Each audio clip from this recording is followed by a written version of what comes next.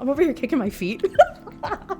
And this is where I say, Opal, I hope you fired your editor. Love me? Please love me? Not sure why she ever thought she would be able to in the first place, but that's okay. She might be a little dumb. Hey, my name is Kaylee, and this is Read, Rant, Review, where, you guessed it, I read books and I do rant reviews. Today, I am so excited. We are going to be talking about A Soul to Keep by OPAL REYNE. This is book number 1 of, I think they're up to 8 books now in the Duskwalker Bride series. If you are new to my channel, hey, I do rant reviews, right? I do a chapter by chapter, beat by beat breakdown of the book. We gossip about it. I'm going to be doing my makeup, eating some sushi, and really just talking to you about some monster smut. What better way to spend a Friday night, right? It's crazy. This book is absolutely wild for a multitude of reasons, and I'm very pumped to talk about it. So, first things first, we'll get some more information about the book out of the way. This book was published in 2022, and currently on Goodreads, it has 57,000 ratings and is sitting at a solid 4.01. This might be the first book on this channel that I am reviewing that has over a 4 average on Goodreads, which is exciting. If you're wondering about my personal rating for it, 5 stars for vibes, 3 stars for quality of writing, so I averaged it out to 4. So I very strongly agree with the current rating on Goodreads, and I am so excited to tell you about this book because when I first read it last year, I read it on, I think this was like a New Year's book in 2024. I think I started it on January 1st. I consumed the first 5 books of the series because that's all that was available at the time within 2 weeks. 2,700 pages consumed in 2 weeks because of how addicting this world is. So I am so excited to tell you about the first book today. And hopefully, if you like it, if this is your vibe, maybe you'll check out the rest of the series. I do highly recommend it. Book number 4 was my favorite. We'll talk more about that at the end of the video. But before I get any further, I do have the same 3 disclaimers that I provide on all of my videos. The first one being, this review is not for OPAL REYNE. It's not for friends, fans, family stans, anything of the like. This is for other readers. This is just, we're having a good old time, just a little gossipy fun time talking about monster smut. The second disclaimer is that this review will contain all of these spoilers. It will be, again, a beat-by-beat, chapter-by-chapter breakdown of this book. So I will make sure, though, that I don't talk about too much or I don't spoil things that you learn in future books or anything that would jeopardize your experience of reading the rest of the series. But this will be total spoilers of this first book. And then the third disclaimer is usually a content or trigger warning. To be frank, nothing really bad happens in this book. If you are familiar with my channel, that is a miracle. Truly, the worst of it is, hey, they're monsters, they eat humans, right? There's some graphic fight scenes, there's some human consumption, there's some, family and people being unalived by demons and being eaten alive by demons. And that's about it, which objectively is pretty light conversation. So, there's really nothing too bad, to be super, super honest. I truly don't think that there is a better introduction to this book than what OPAL REYNE has. To all the monster effers out there, this book is for you. Don't pretend that you've never wanted to be railed by some human-eating dark entity that has a skull for a face. You saw the cover, you know what you were getting yourself into, and you still chose to open the book and read it. Hey. You chose to click this video. Y'all voted for this. On Fridays or Saturdays, I post polls on my channel for you guys to vote on what I review next. This one won by a landslide, so I don't want any judgment in the comments. Y'all are just as freaky as I am, okay? This is a judgment-free zone.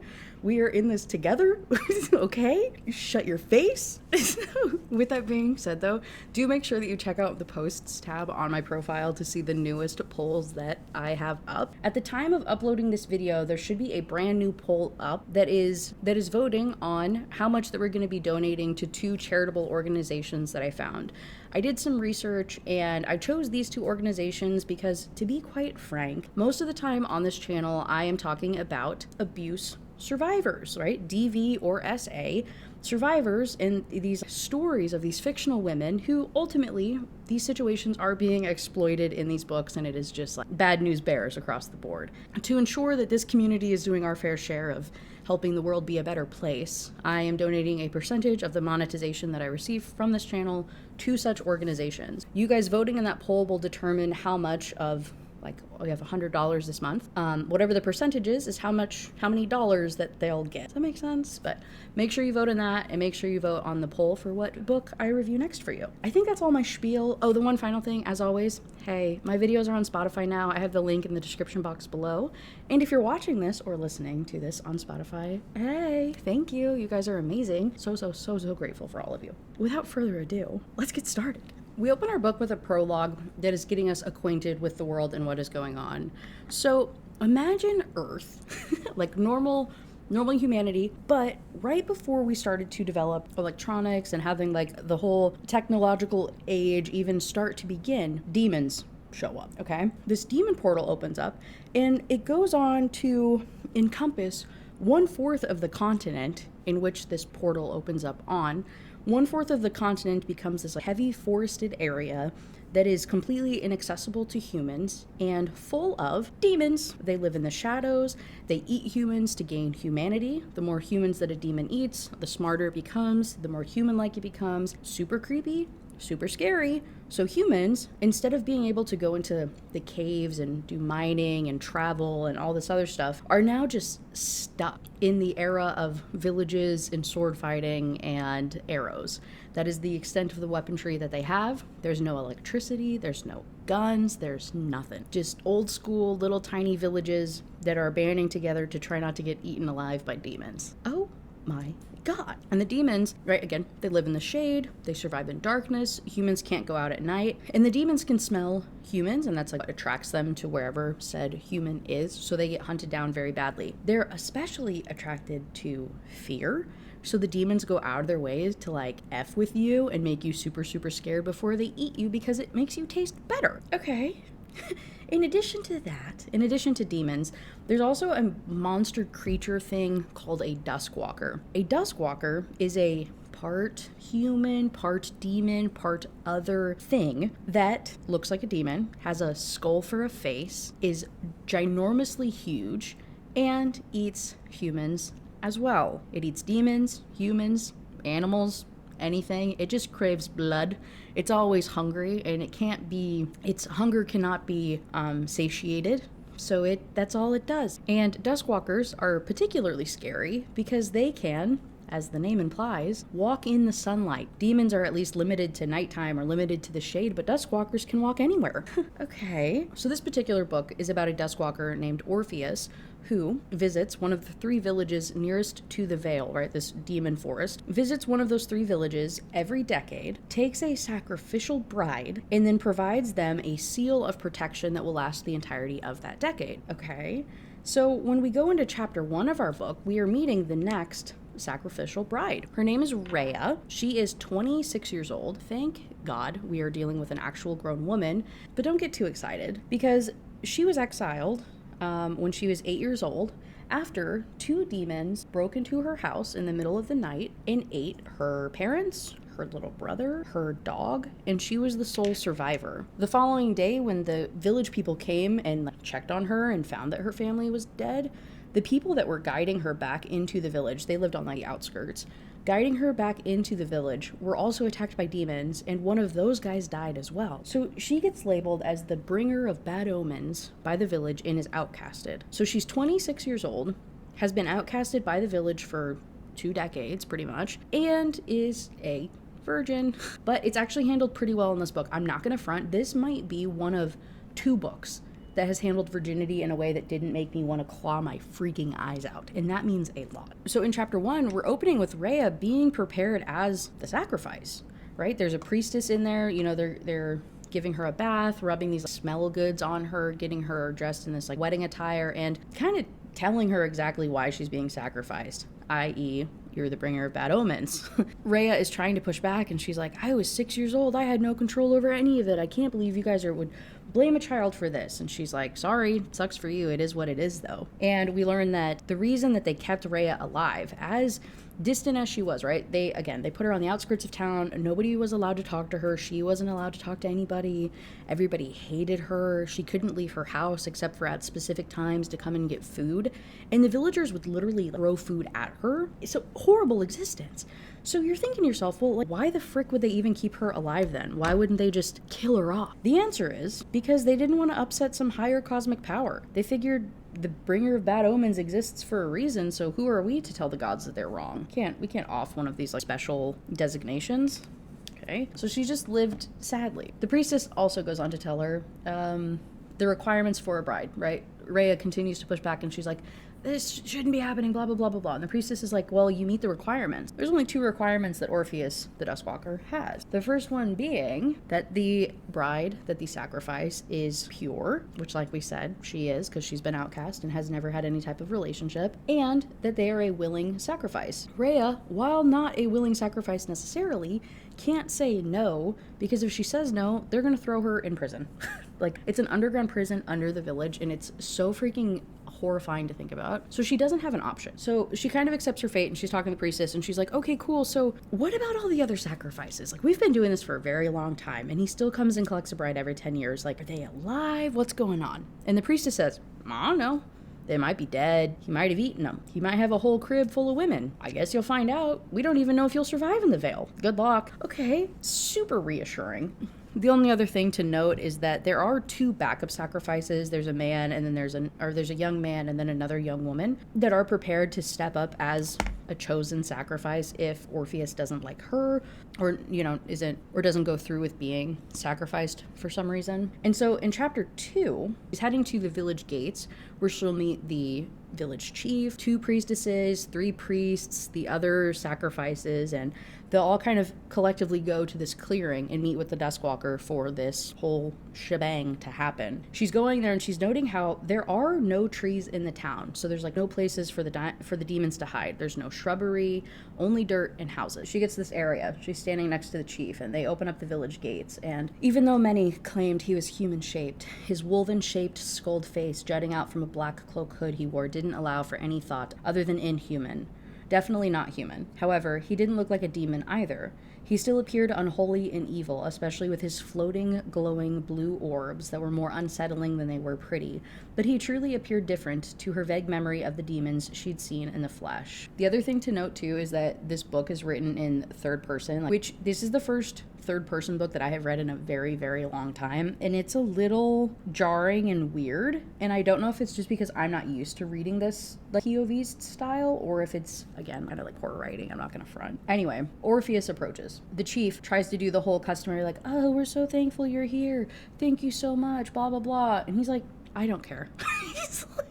he's like, I don't know who you are. You humans die too quickly. Like, just shut up. Like, let's just get this over with. And internally, Orpheus is thinking to himself that the sacrifices never lasted long with him. Even though they generally held less fear, they often tried to kill him, and he would always make short work of satiating one of his many hungers on them. He felt the light rumble of his stomach begging for meat. How much longer will it be? An ongoing question without a matching answer. How much longer would it be before he found a human who wanted to be his companion? Okay. Orpheus finishes the walk to them. The chief introduces Rhea. He's like, hey, this is the sacrifice. She's over here if you want to check her out. Orpheus goes to her. He has mud shoved into the snout of his like skull face thing to stop him from smelling humans and smelling the fear of the humans, because that's what triggers a hunger response and would make him go feral and just eat this entire freaking town. So has that shoved in his nose. She's bathed in some weird smelling thing to cover up her fear. And so he goes up to her and he picks her up by the neck. It doesn't hurt her, luckily, but he picks her up by the neck so he can get like a good look at her and smell her and stuff. Freaks her out, obviously. But she's more angry, and he notes this. He's like, she's not even afraid of me. She has no fear. I smell hardly any fear on her, which is a great sign for him. But she's just angry, and I don't know why. As he's checking her out, the chief interrupts and he's like, oh, if she's not of satisfaction, there's the two other sacrifices. He's like, what's wrong with this one? Why would you have additional? That's weird. Is there something wrong with this one? So he goes over, he checks out the other 2. They're way too scared of him. Like, their fear is way too high to even begin to play that game. So he goes back. He chooses Rhea. He pricks her hand, some blood comes out, drops on the ground, a little ruin seal thing, a protection seal appears on the ground. Bam. Village is protected for 10 years. She's off to the races. The only thing to note is that when he approached, he had 2 wolven companions that were these like larger than life wolves. And also, Orpheus is 7'3". We'll discuss more of it later, but dude is just an absolute giant. So she can hardly keep up with him. As they're going through the woods, she is just constantly falling down. She's essentially running after him. She loses her little wedding slippers in the snow. It's like the dead of winter. She's hardly dressed for this. She's freezing her ass off, loses a slipper, can't keep up with him. And she's like, hey, you're going too quickly. And as if on cue, she falls over, falls into one of the wolves. It's just an illusion. It was just a fake thing to make people leave him alone. He's like, you already learned some of my magic tricks. And she's like, okay, cool. So what if I don't follow you? She's like, keeps falling. And she's like, you're literally going so fast. Like, what happens if I just don't follow you? He says, I'm fast. I love the hunt, but hunting makes me hungry. Basically, I wouldn't try that shit if I were you, which, hey, respect.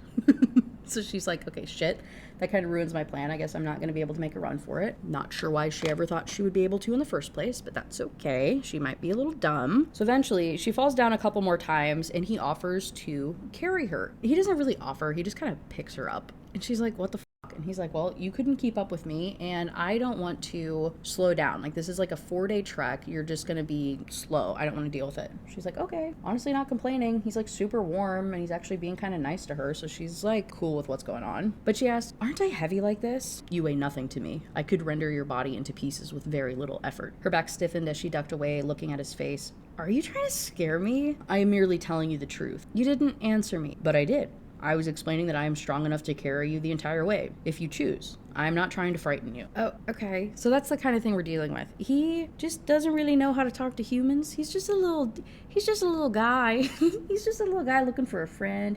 And he's not really sure how to have like human companion, like a proper human companion, right? He picks her up. He's carrying her. She's flattered by it, right? Good vibes all around. And we go into chapter 4. Honestly, so much of this book is, I don't want to say necessarily world building because I don't think that that's what it is, but it is like yearning and conversation and building this relationship up that I'm skipping so much of it that honestly you could still read this book and get so much out of it and like a whole other experience. I'm just trying to give you like obviously the highlights of what's going on. But in chapter 4, Orpheus is reflecting that he could survive a few days without sleep, and he's typically nocturnal, but he's powering through because he's afraid that if he goes to sleep, she's going to make a run for it, and that would just be terrible news for everybody involved. And he's reflecting how she fell asleep on him, and he's like kind of staring at her and how pretty her hair is and just how enjoyable this is. And he can't remember the last time that a human let him pick them up. Usually it freaks them out, their fear would spike too much, and then he'd end up eating them, or they would just be disgusted by him and wouldn't let him do it. And so they would just be forced to like chase after him until they like, passed out in exhaustion. So this is a very big deal for him. Almost immediately, he's just like, wow, this one's different. She's so cool. Eventually, she wakes up and she's confused about how she would have fallen asleep in his arms because she's like, you're kind of freaky. I don't know why I would be comfortable enough to pass out next to you. Like, did you cast a spell on me or something? He says, no, I don't have that kind of magic. He's like, I can only do some protections, illusions, and minor spells. And she's like, how the can you even do magic? Like, demons can't do it. I thought it was literally only humans. He won't answer her question about how he has these magical abilities, and so she says his name, Orpheus. And dude damn near has an orgasm overhearing his name, and he's like, I can't remember the last time a human ever said my name, especially so kindly. So he's like, hey, I'll make you a deal. If you say my name again, just like how you did, I'll tell you anything you want to know. She's like, that's all it takes? You literally just want me to say her name? He says, yes. He's so lonely, bro. He makes me so sad. This whole book, he literally just wants a companion. He is just so freaking lonely and sad. And so she says his name again. She says, Orpheus. And dude gets shot in the chest with an arrow. Put the woman down, Duskwalker. Humans. He could smell too, but not a shred of fear from them. Demon slayers. Some humans had suppressed their fear to such a degree that the smell of it was unable to be tracked by demons, allowing them to remain mostly hidden as they traversed the world. These people often became demon slayers, members of a guild of humans that hunted the creatures with a tenacity and unbending will. Right before he gets shot in the chest, though, he's telling her, yeah, there's a couple demons that can do magic. There's one in particular that is incredibly strong, the strongest demon magic ever. And she's like, oh, who is that? Orpheus gets real defensive, and he's like, you don't need to know. You're never gonna meet him. Internally, he's like, she can never meet him. She can never know who he is. What the fuck? And so then they get shot in the chest. It just goes to chaos so quickly. He immediately places her down, and after he placed her down, his claws extended as short fur, much like the kind from the antelope, grew over his forearms. Then it became thicker and longer like wolf fur over the top of his biceps and shoulders. His legs took on a new shape, dog-like, but she could see long deer-like tails swaying between his legs, pushed down by the black cloak that he wore. Fish-like fins hung from the back of his elbows and heels of his dog-shaped legs. Rib bones protruded outside of his chest like the cage was resting over the top of the flesh rather than beneath it. They also covered the knuckles of his hands and feet, and with his eyes glowing with such blood-red color, Rhea realized nightmares were real and it had just been cradling her. So she went from this like super excited, oh my god, this guy's actually being very nice to me and we're having good conversation, to holy fucking shit, he's gonna eat me alive. Scary realization. So he puts her down and immediately goes to the guy who shot him with the arrow, starts going ham, just attacking the guy. And the second one comes up behind Rhea, puts a sword to her throat, and he's like, you better call for that Duskwalker or I'm gonna slit your throat. Like, you better call him off of my friend. She's like, what the homie, I thought we were cool. Like, I thought you were here to protect me. He's like, no, you're just the bait. Now call for him. So she decides, fuck it, elbows him in the stomach, and then they break free. Orpheus hears what's going on, goes to attack the guy that was just threatening her, and she books it into the woods. As she is booking it, she kind of realizes, she's like, wait a second, this is probably a horrible idea. I'm gonna die anyway. He's gonna catch up to me, inevitably. I saw how fast he moved and how horrifying he is. I'm screwed. So she remembers him saying how he loved the hunt and the hunt made him hungry. So she's like, okay, what if I stop running? Like, what if he comes to chase after me and he finds me and I'm just standing here? That's my one chance of survival. So she does. And she gritted her teeth. I refused to die afraid. Instead, she tried to turn it into anger. Anger at the demons who killed her family but spared her. Anger at the village who abandoned her as some form of curse, treated her cruelly, and then forced her to be here or be locked in a cell. Anger at the demon slayers for causing this by trying to use her as bait against a monster that didn't care if she lived or died. She would be angry at Orpheus, but he couldn't help being a nightmare. He'd shown her more kindness in his Duskwalker actions than any of the humans she'd known in the last 20 years. Which is also incredibly sad. She's deciding this. She's, wheeling the anger into herself as she sees his creepy-ass red eyes barreling through the forest at her. Uh-oh. She gets tackled to the ground. She closes her eyes, just kind of accepting fate, when she feels drool dripping on her cheek. So she opens her eyes, and his mouth, his maw, as it's said in the book, just opened all around her head. His little creepy jaw and teeth are just about to consume her, and so she's just looking down to the back of his throat. And she's like, the last thing that I'm going to die thinking how weird it is that he has a purple tongue. And then she starts giggling, and she's just laughing her ass off, which, to be honest, same. I think I would have the same reaction. I am one of those people that I can only laugh when I get mad or I get scared or anything. Like, laughing is my default bad feeling reaction. So I feel that deeply. And so he's like, what? His head kind of jerks back. His eyes go from red to yellow, and he licks her, and then he licks her more. His eyes stay yellow, and then he starts to go back into his normal form. So she broke the beast, confused him enough with the giggle that he stopped trying to eat her. And he keeps licking at her because he's like, is this what you taste like? This is what you smell like? Elderberry and roses? She's like, I don't know, I guess so. Like, I think you licked off the lotion ointment thing that the priestess rubbed on me. Like, yeah, that's my normal scent. And he gets very excited about this and just keeps licking her. And she is like, there is no way that I'm getting turned on right now by a monster. This has to be nerves. This has to be adrenaline, whatever. I absolutely refuse to be a freak. And so he helps her up, right? Gives her hand a reassuring squeeze and is like, hey, we gotta go. Obviously, the demons are going to come to eat the human bodies that I left over there. So we got to get going. But also, hey, can you walk on your own for a little while? She's like, oh, yeah, that's fine. I don't really care. And as they're walking, he asks why they targeted her. He says, over these years, they more and more have been tracking my movements and trying to figure out where I'm going. And they usually attack me. But why did they go after you? She's like, I don't know, probably to put you in a bind so that you would have to protect me.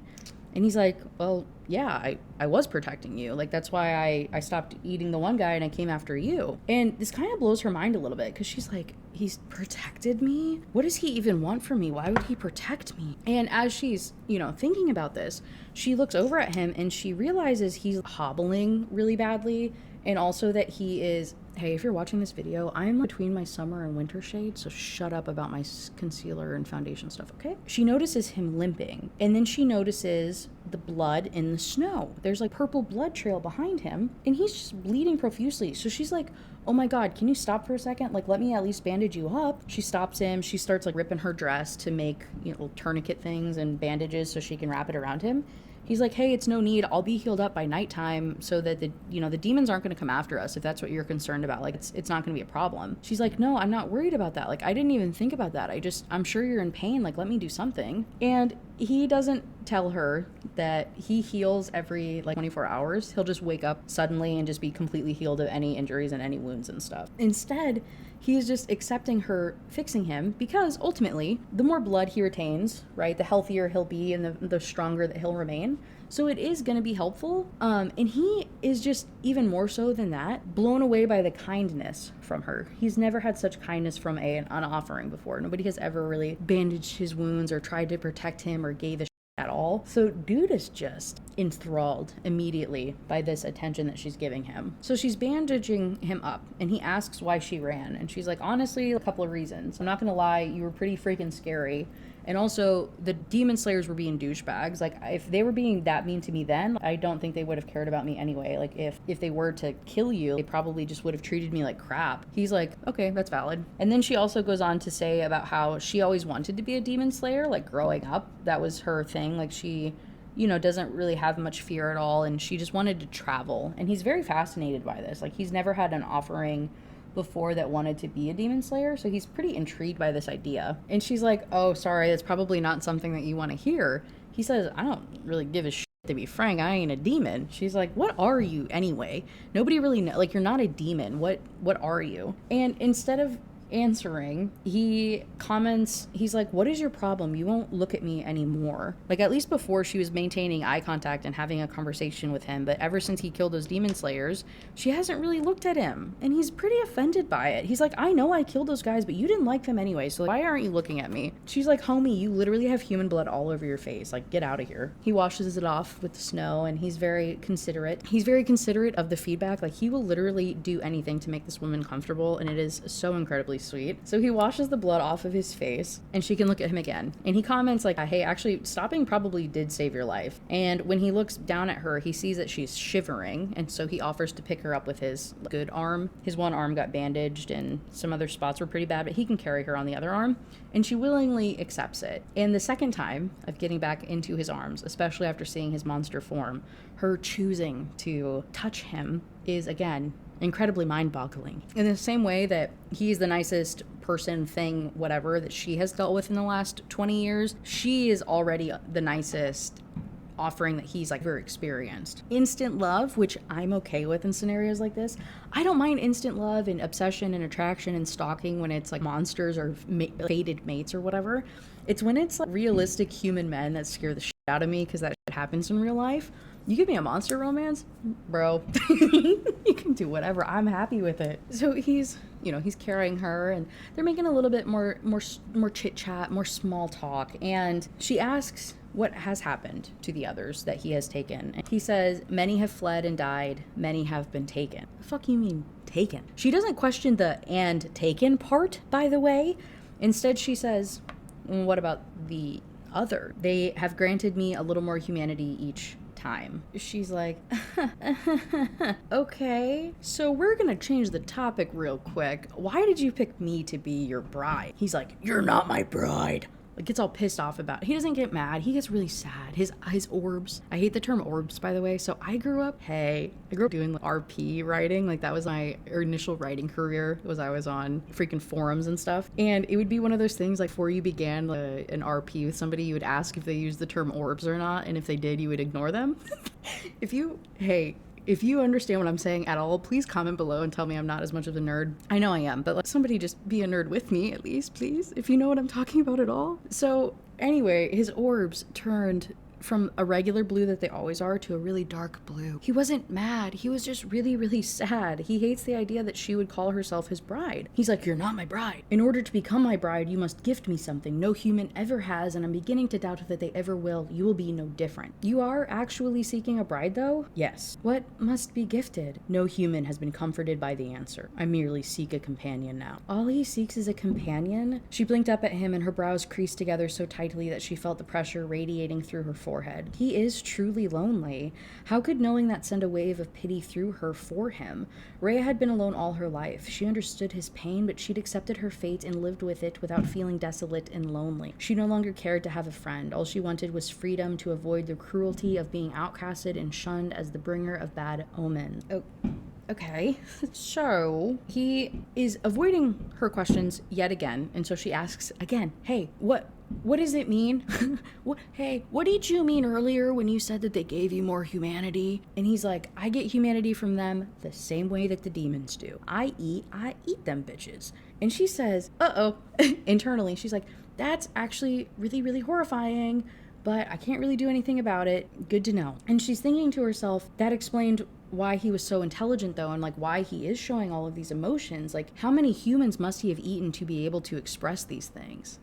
Okay. He's still not answering her question, right? She asked earlier, she was like, "What do they need to give you to be your bride?" Still just keeps avoiding stuff, right? Dude is very cautious about what he tells her. He doesn't want to scare her off. Not that she has a choice, but he doesn't want to scare her off. He's trying to be a gentleman as much as a little Dustwalker beast can be. And so she says, "Orpheus?" And that does the trick. Dude just so horny for hearing his name on someone's lips, which I can't blame him, but still. So he says, "You must offer your soul for me to keep." Which hey, we made it to chapter 6 before we heard the title of the book. I think that's a record.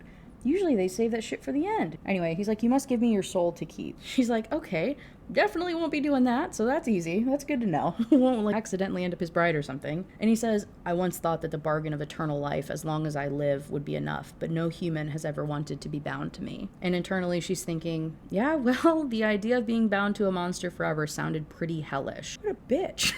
That's so mean. So after a couple of days, the trek is long, it's whatever, but it's like pretty uneventful other than the whole being shot thing by the demon slayers, but there's no other issues. So they finally get to the Vale. And the Vale is described, and it's a forest that goes on for like as far as the eye can see, and there's a black mist rising above it, and it smells like absolute death. The absolute worst thing that she has ever smelled in her entire life. And they have to scale down this cliff face to get to the base and get to the woods to go through it to get to his house, right? And the only thing to note is in the description of this cliff face, she says, "I would have run out of oxygen from screaming before I hit the bottom," which is a crazy description, by the way. So finally, they're making their way down it, and it just smells so bad. She's like, "Dude, literally, I cannot do this. I don't know how you're breathing right now. I don't know how anybody could have done this. This is horrendous." He puts her in his cloak, covers her up so she can breathe through it and doesn't have to, breathe in this like death smell. It helps quite a bit, luckily. And once they get to the bottom, he says, "Hey, for real, you have to stay in my cloak though. So I'm sorry. Most humans don't like this part, but you cannot even look out a singular time. It masks the smell of you so that the demons don't come and eat you alive. Like, I'm doing you a solid right now." She's like, "Oh, are you sure? Like, this isn't just so I can't run away?" He says, "Nah, bitch, you will literally get eaten." Okay. And almost like clockwork, all of a sudden, a demon appears and is like, "Oh, Mavka, what do you have? You're going slow. That must mean you have something under your cloak. What's going on?" He's like, shoves the thing or attacks it or does some type of motion toward it so that it ends up running away and gets scared of him. And she's instantly horrified. Okay. They keep walking. They walk through the woods. Takes ever to get to his house. Finally, after hours of walking, they get to his house. It's in this giant clearing. She's still under his hood though, so she can't see it. But they get to the clearing and he says, "Hey, cover your ears real quick." She does, and he has to let out the loudest roar ever because there's a bunch of demons inside of his house and he had to scare them away. So next thing she knows, she just hears the scuttling and the creepy noises of all of these demons running past her. Ugh. But when they do get inside of his house, he removes the cloak from her, so she's just standing in pitch black. She doesn't really know what's going on, and he begins to light candles around his house. And it's just a normal ass log cabin. It's got a fireplace, there's 2 big chairs, there's a dining room table, there's a hearth, there's even a rug. She's standing on a nice rug. It has an actual dining room and a kitchen and all this stuff, and it's so nice. There's even 2 bedrooms and a bathroom. Okay, she is blown away by this. It is an actual like human house. It's just built for a 7-foot tall guy. He takes off his cloak entirely and hangs it up, and the candles are on now so she can see everything, and she's finally able to take him in, like how big of a man monster he is. She says he's 7'2" to the skull, and then counting his little impala horns that he has, he's like 7'9", giant, and a wall of muscle, a wall of beefy muscle, because of course he is. While in there, he's showing her around and telling her about the different things around the house, and she's staring at the chandelier that is above the dining room table, and it's made of daggers. And she's thinking to herself, that's kind of foolish of him to leave me in a room with daggers. He comes back in and he sees that she's staring at this, and he says, unless you know the one place to stab on my body and strike deep enough, I should forewarn you that if you fail, it will result in your unforeseen death. She says, oh, I wasn't thinking about that. Understand that many offerings have said those words to me, and they've tried. I do not like pain, and it is certain to invoke uncontrollable rage in me that you have already seen. Okay, yeah, I got it. Now let me go, please. He says, I will light the rest of the house, and then you must take a warm bath to remove your human scent from your skin. We must do it before it seeps through the walls and alerts the demons close by that I have brought another human here. If you are hungry, I will give you food after, unless you wish to rest first. And she's excited. She's like, oh, dude, honestly, after all of this drama today, a nice hot bath sounds really, really nice. Not the case, bestie. She goes in there, and he comes in behind her, and she's like, yo, what the fuck? So he's like, yeah, so this whole bath thing, he goes to the bathtub, and he pricks his finger and drops the little blood drop into the tub, and it suddenly fills, like it's a spell that he has. So the water is his blood. It's just water. It's clear, but like it's made of his blood, and so that's like immediately freaky. And then he stays in there, and he's like, yeah, so I have to rub this ointment on you, and it casts a spell to keep your human smell away. So sorry, but it's a little weird, but hey, don't worry, I'll wear gloves. You humans like this a little bit more. Like, I won't use my bare hands to touch you, but it has to be done. Oh, okay. So she doesn't have a choice, obviously. Luckily, he is very medicinal, I guess would be the word about it. He's very professional about wiping her down with his hand. Like, he doesn't linger anywhere too long. It's literally just whatever.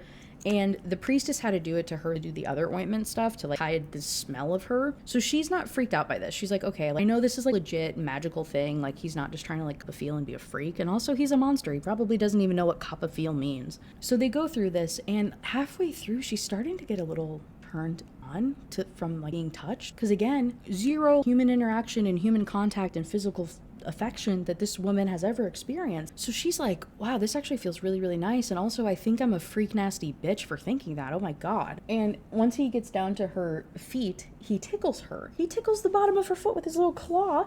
She giggles. He laughs at it. And she's like, what? Did he just laugh? He's capable of these emotions? And then he threatens to tickle her other foot and is like teasing her about it. And she's like, oh my God, he's actually teasing me? This is so weird. Like, I thought he would just be this monster with like no emotions and doesn't know anything that's going on, but he's actually like kind of funny, and he smells really nice. And okay, like, he's just off the bat, she's like already questioning her entire existence over this man beast. But she goes into her room afterwards, right? So he again does exactly what he needs to do, casts the spell, gets out of there, gives her privacy, and afterwards she goes to her room, and it's pretty barren. She does have a separate room from him, which is also great news for her. She was very surprised about that. But it's pretty empty. There's a desk, there's a wardrobe, a bed in the corner, and very creepily, she opens the wardrobe, and it's full of wedding dresses from all of the other brides that have been sacrificed. And so she's like, okay, I'm not dealing with that.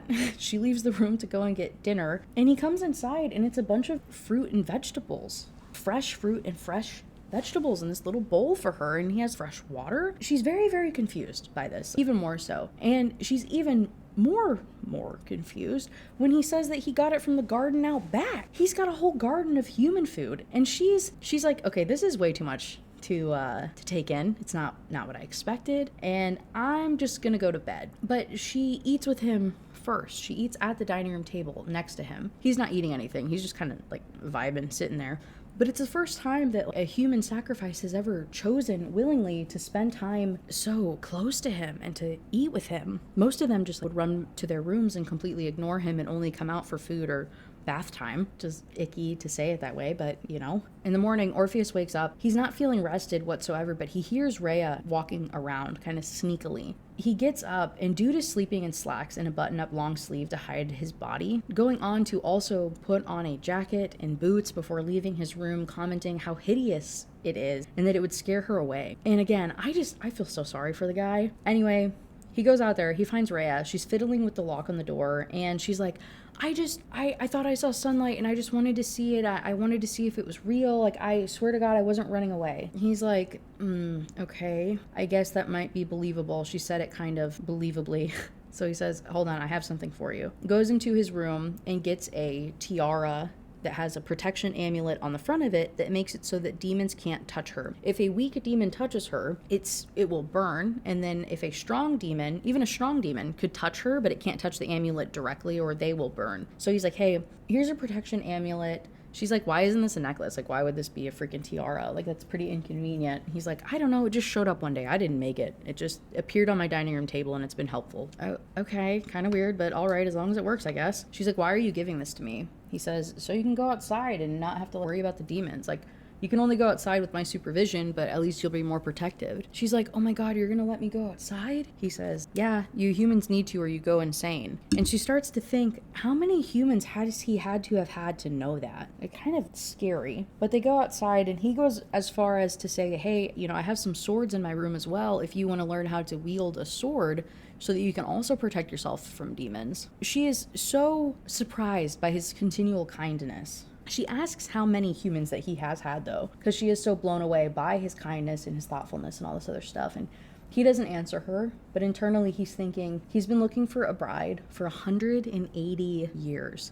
She is his 19th human that he has taken. 19th? Oh my God. She really did want to see the sunlight. In chapter 9, she talks about it, and there really was sunlight out there that she wanted to see if that's what it was, because really, the Vale is incredibly dreary and dark and misty and sad and just gross, and so she was very excited that she would be able to actually have sunlight. But also, she left to try to maybe look at an escape, because when she looked at the wall, she saw that there was etchings in it, marking how many days that people survived there. And the markings for the first 3 days were very deep. A couple made it to 5. Only one person made it to 8 full days. And she said, oh, that's scary. So she wanted to escape a little bit, which, again, don't blame her. That's a little horrifying. But she's realizing he is just trying to protect her, like giving her the amulet, offering the sword, talking to her, like really trying to understand her. He really is protecting her, and she's starting to feel safe around him.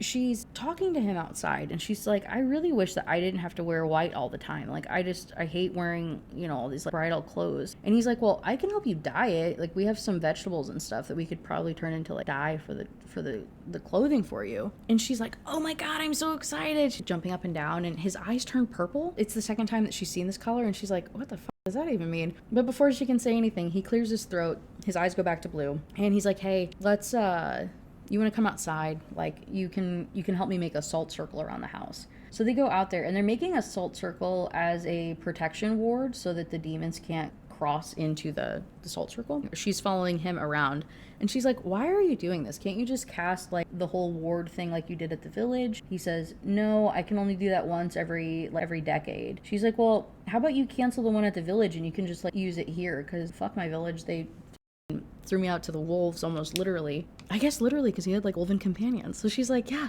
my village, they're a bunch of douchebags. You can get rid of the ward and you can just put it here. Like, I approve of that. He says, not an option. I already casted it, so we're just gonna have to make do with this. Kind of bummed about it, but she's like, whatever, I guess we don't really have a choice. And as they're going around the house, she gets distracted by the garden in the back and goes to investigate it.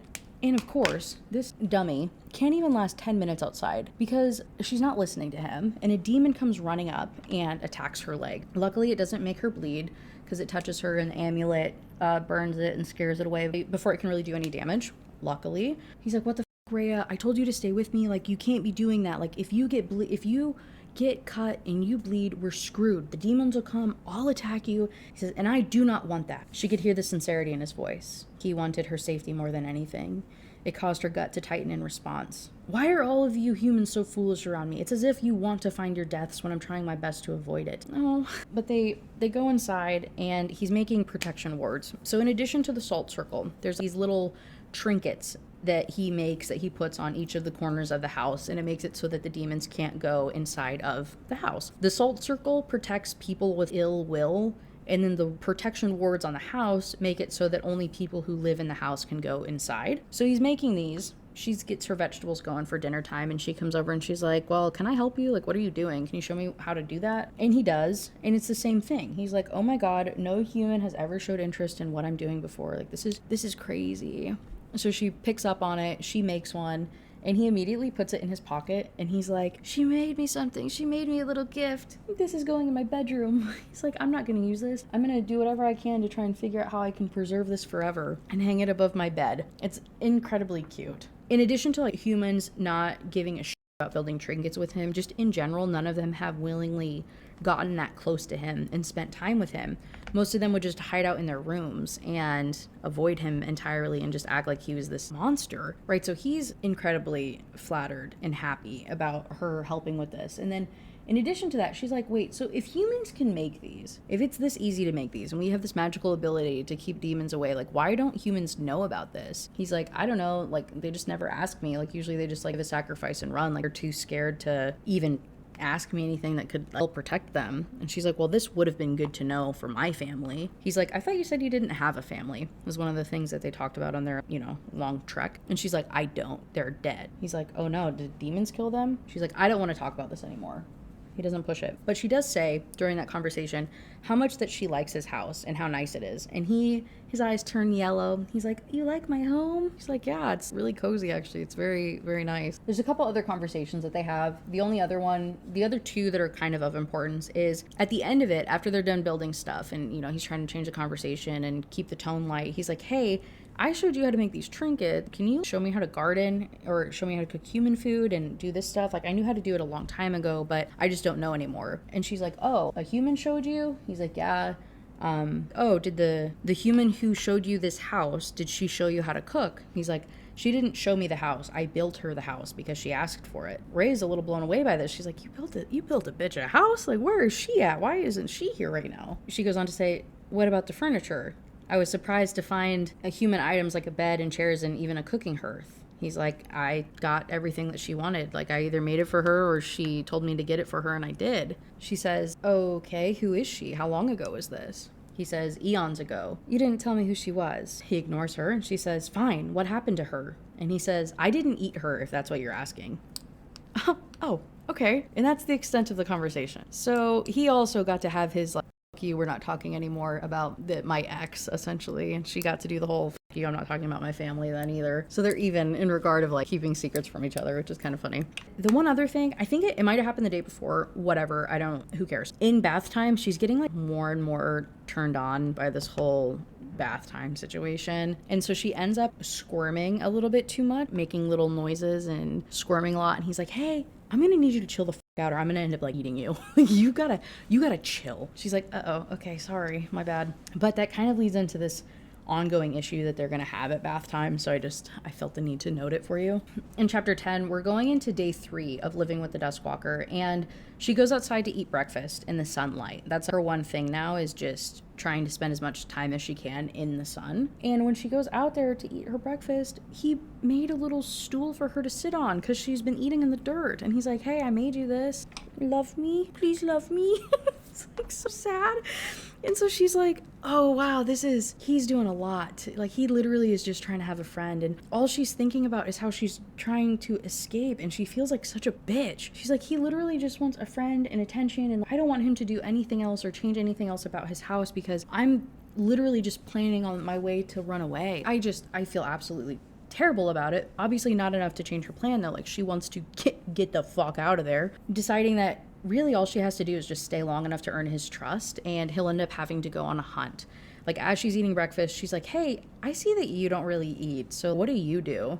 And he says he has to go on a hunt every now and then for like a couple of days. He just goes and like goes and eats however much he can, and then that'll sustain him for a little while. So she's like, okay, I just have to stick around long enough for that, and it'll be fine. I stick around long enough for that. I earn enough of his trust so he leaves me alone. He'll be gone for like 48 hours and I make a run for it. But in order to do that, in order to enact such a plan, that means that he's going to have to start bathing her without the gloves. So when doing the spell and bathing her with the gloves and doing that whole ointment thing, because he's wearing the gloves, it's only good for like 12 hours. So he has to do it twice a day, once in the morning and one at night. But if he does it without the gloves, it lasts 24 hours. When he first started it, he was like, hey, maybe eventually like we can work up to that, but by no means, like, I don't want to pressure you. Like, I'll use these gloves for as long as you're comfortable. And so she decides, I'm gonna have to ask him to not use gloves tonight. Like, that's gonna be step one in earning his trust, and step one into enacting this grand plan of being able to run away. And she's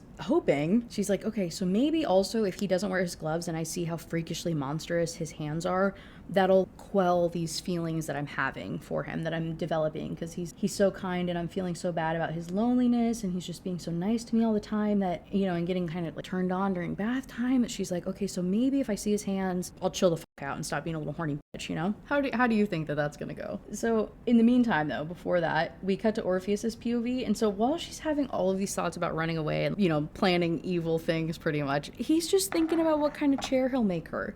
He got her the stump for now, but he wants to make her a really nice chair and a little table to put her food on, and he's just thinking of all these ways that he can please her and do everything he can to make her happy. And it's so wholesome and cute. This poor guy's about to get friggin' blindsided, you know, and he's also thinking like, oh, I could take her to, it's the demon village. They talk about it very vaguely, but in the middle of the Vale, there is a demon village where all of the really, really intelligent demons live. They've been alive for like thousands of years. They've eaten so many humans that they have created a human city in the middle of it. And there's markets, and you can get furniture and clothes and books and jewelry and all sorts of stuff that he's like, maybe one day I'll be able to take her there and I'll get her anything that she wants. And then he's like, okay, I'm kind of being a little extra. I'm being a little foolish. I'm getting ahead of myself here. Like, it's literally been 3 days. But also, she's the best human that I've ever had, and she's so kind and understanding, and she talks to me and spends time with me, and this is so wonderful. And he is just so excited about her. That night, when he's, you know, getting ready for the bath, and she's like, hey, can we do it without gloves? He is just so happy, so incredibly happy that she is accepting of him and in him washing her. And as he's doing it though, she's getting really, really tense and making weird noises, and he's like, hey, are you okay? Like, are you afraid? Because I can put my gloves back on. Like, I don't want to bother you. I don't want to scare you. She's like, no, I'm fine, it's good. I'm fine, don't worry about it.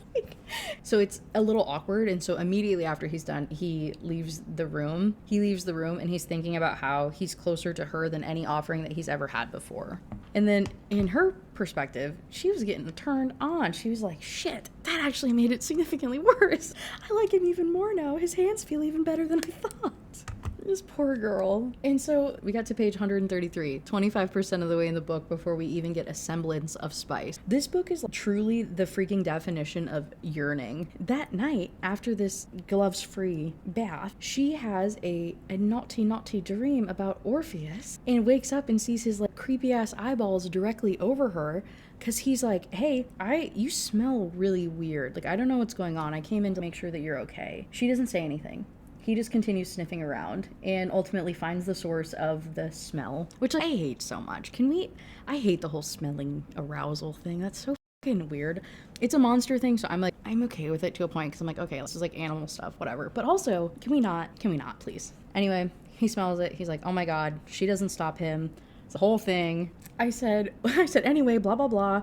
His eyes turn purple and he eats her in a good way, but in doing so, breaks her hymen and she bleeds a little and is about to eat her in a bad way. But then his eyes turn white because he's like, wait a second, oh my God, did I hurt you? Like, I made you bleed. What's going on? Like, I'm so sorry. Like, that wasn't my intention. She's like, no, it's fine. Like, I lost my virginity. Like, that just happens. He's like, what the you humans bleed when you lose your virginity? And she's like, yeah, I figured you would know that. He's like, why the would I know that? And he's all mad that she would say this to him and making him feel stupid. She's like, because you said that your offerings had to be pure. I meant pure of disease. I didn't want them to give me like a sick human who was gonna die soon, not pure in the puritanical virgin sense. She's like, oh my God, that makes so much more sense. We had no idea why something like you would care about that. Internally, he's like, something like me? And it hurt his feelings really bad. This poor guy. He ends up leaving after this, right? He gives her a good time. She calls him a something, and then he leaves. But he's really happy because he's like, okay, she's being a little weird and it was a little awkward, but if it happened once, it might happen again. And that like bodes really, really well for him. And he's so incredibly happy about this. Only to open chapter 12 with her running through the woods. He every morning goes out to the stream for like an hour to go and get fresh buckets of water for her to like, drink and eat and cook with and stuff. He does the bath water with his finger because it's easier and that's a lot of water, but he'll go and get her fresh water from the stream every morning, whatever. When he went to go and do it that morning, she made a run for it because after he left and he went to sleep, she was up all night fretting and feeling shameful and embarrassed about what happened and like, oh my God, I'm a monster fucker. She's like, I can't believe I let this happen. I gotta get the fuck out of here. And then in the midst of running, she's like, oh my freaking God. So while running, she's thinking she doesn't want to be one of those people who fall in love with their captor. This is a direct quote. She couldn't remember what the word was. She wasn't thinking straight enough to. But Rhea didn't want Stockholm Syndrome to be in her future. And this is where I say, Opal, I hope you fired your editor. If you are unfamiliar, Stockholm Syndrome is a phenomena that was coined after a bank in Stockholm, Sweden was robbed in 1973, and after the robbers had held the hostages hostage for a couple of days, they ended up developing feelings for the robbers. I think one of them went on to try and date the dude or sent him like some little prison photos, you know what I'm saying? Like when he was there. So they held up the bank with guns. It was in the 70s, but you're telling me that this world never developed electronics and technology. Your world building ain't world building, you know? Get your story straight. Anyway, she's running and she's realizing, wait a second. Am I running because I like him? Am I making a really, really stupid mistake and I'm about to die right now because I don't want to admit my feelings for him? Yeah, I'm sorry, bestie. That's exactly what's happening. And she realizes it's just a second too late because she runs into a spider web. Her amulet goes flying off her head. The dagger she had goes flying across and she gets wrapped up with a spider. She gets wrapped up in a spider web. And this little demon spider, it's not little, it's a great big, this great big demon spider is a, did you ever watch Avatar: The Last Airbender? There was Ko. He was like this centipede thing that had these faces and it would like change faces. And if you showed it emotion, it would steal your face. Very similar. This spider gets into your little psyche, figures out your worst fears, and then will show you the face of the worst fears. And so in this case, the spider starts to show the faces of Rhea's parents and brother, and they're like, Rhea, you POS, you killed us. You're the reason that we're dead. We can't believe it. We're so disappointed in you. Oh my God, you failure. So she's just sobbing uncontrollably, and this spider is torturing her again. They love fear. The spider's trying to make this bitch taste good before she eats her. However, of course, Orpheus comes saving the day, attacks the spider monster, and now Orpheus is being tortured by the spider monster. And the lady's like, why are you even here? Rhea hates you. You're just a monster. You're never going to find love. And flips through the faces of all of the other people, all of the other sacrifices that he's ever had. And she's like, Rhea's going to end up just like these ones. Look at all these people that you've killed in the search for love. Look at all these people that you murdered. You did this. You're the reason that they're dead right now. Rhea's going to end up like her. Orpheus then ends up killing the spider. Rhea jumps on his back, and that is what snaps him out of that illusion and the torturous words in his head and stuff. Rhea jumps on his back. She's like, oh my God, I'm so sorry. I didn't mean it. I'm so stupid. Like, blah, blah, blah. I'm so sorry. They end up making a run for it. They're running through the woods to try to get back to Orpheus's house. And right as they're about to get there, they're about to cross the salt circle, he collapses. His body stops working because there was venom. When the spider attacked him, she put venom in him. He passes out. There's nothing he can do. He's like, Rhea, just get over the circle. Like, go to safety. She does, but then she's like, fuck, these demons are going to come and get him. He's bleeding everywhere. They're literally going to eat him alive. I can't have another death on my conscience. Like, I cannot be the reason that another person dies because I was being stupid. So she drags his body into safety, but in doing so, she disturbs the salt circle. The salt circle is broken. The demons can get in, and they do. A demon immediately comes running in. She has to run inside, so the demon like slams into the like force field protection thing around the house. She runs into his room. She gets a sword. She goes chasing after the demon with the sword, traps it against the other barrier. So the salt creates a barrier, And where it's broken, there's like a little hole in the barrier, but the rest of it is still there. So she chases it around, gets it stuck against the wall, stabs the thing, kills it. Anyway, stabs the thing and kills it, and then continues to pull Orpheus into the house. Gets him to safety, gets him in his room. I think along the way, in dragging it, a little demon dog had came in, so then she was fighting that homie off too. Drags him into his room, gets him into his bed. He's just passed out. She's so tired. She's like, this is the worst day of my life. And then goes on to try to survive. He is passed out for 2 entire days, and the demons are just crawling around the house. At this point, like, they've all kind of figured out the path into the salt circle, and the only thing that is protecting her is the little trinkets on the corners of the house. So she goes inside, she goes to the kitchen, and she's trying to make more trinkets and putting them where she can to keep the demons out, but she can hear them crawling around the outside of the house, following her to whatever rooms that she goes to. So the first night she tries to sleep in her room, but she can't because through her window she just hears them all taunting her. Like, oh, I bet you taste good. I bet your blood's delicious. Like, aren't you scared? The Mavka's sleeping. What are you going to do when we get in there? Blah, blah, blah, blah. Scaring the shit out of her. She's like, ah.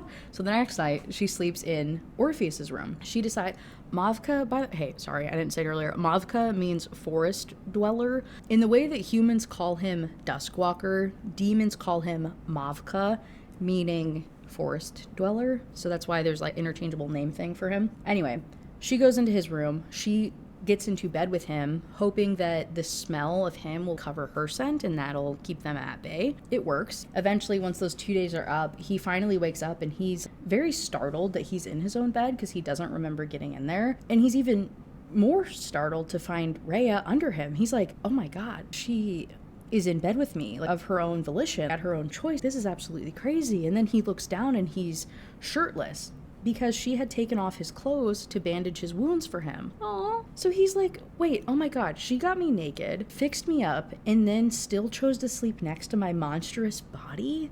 This is absolutely crazy. He's so incredibly touched by this. And the idea that she was protecting him, right? Like, she gives him the lowdown on what happened and how he got into the room, and he's just like, she's so perfect. She's the best human ever. She protected me. I can't believe it. And then he realizes that she's been trapped in the room for 2 days. Like, she hasn't eaten, she hasn't gotten any water, obviously she hasn't showered, she's just been trapped there just hoping that he would wake up soon. So he goes and cleans the house, you know, he finishes off the demon dog that had attacked her and just gets everything ready for her for when she wakes up. And he also goes out to retrieve her protection amulet from the woods. So after all of that, he takes a bath himself, and then when he goes in to check on Rhea, she's crying. So in chapter 15, he's comforting her. He's like, hey, what is going on? Like, what did this spider show you that fucked you up so bad? She explains to him, you know, my family, and they blamed me, and I'm just the bringer of bad omens. He says, baby, there's no such thing as bringer of bad omens. Like, that's not a thing. And she's like, how do you know it's not a thing? And he's like, if it were a thing, the demons would know about it. Like, that would be a special human that they would want to eat because that would have them special power. It's not a thing. Like, I know really intelligent demons. He tells her about the demon town thing. And he's like, I know all of them, and I've never heard them talk about it. Like, that's not a thing. You're just a normal girl, which would normally be like a really shitty thing to say. But in this instance, it's like probably the most wholesome thing that you could say. And so she's like, he's so sweet. And so she acknowledges, like, hey, I saw all of the faces of your past sacrifices. Like, are you okay?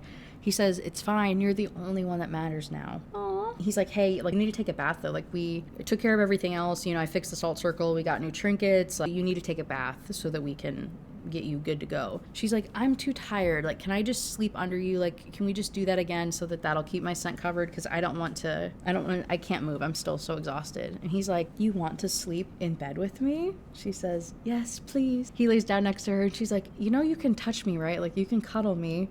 You don't have to be scared to touch me. I'm over here kicking my feet.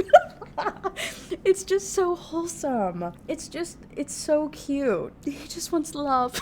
Like, I have never been so happy for somebody to just, like, lay in bed and hold each other before.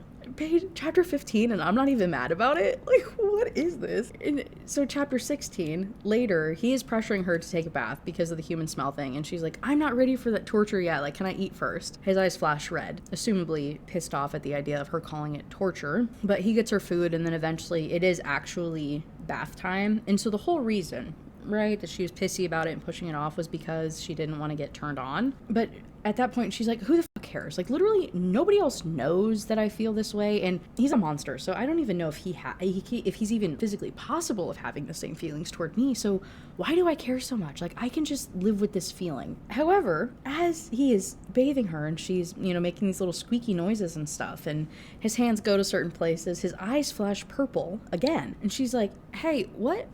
What does that color mean? He says, you probably wouldn't like it if all of your emotions were displayed so easily and you were so readable. Like, leave it alone. And she says, Orpheus, do you desire me? Is that why your eyes turn purple? Okay. He says, yeah. And so the bath goes from like sensual to sexual real quick while his fingers are busy doing things. She's like, well, I didn't think you would want anything like this.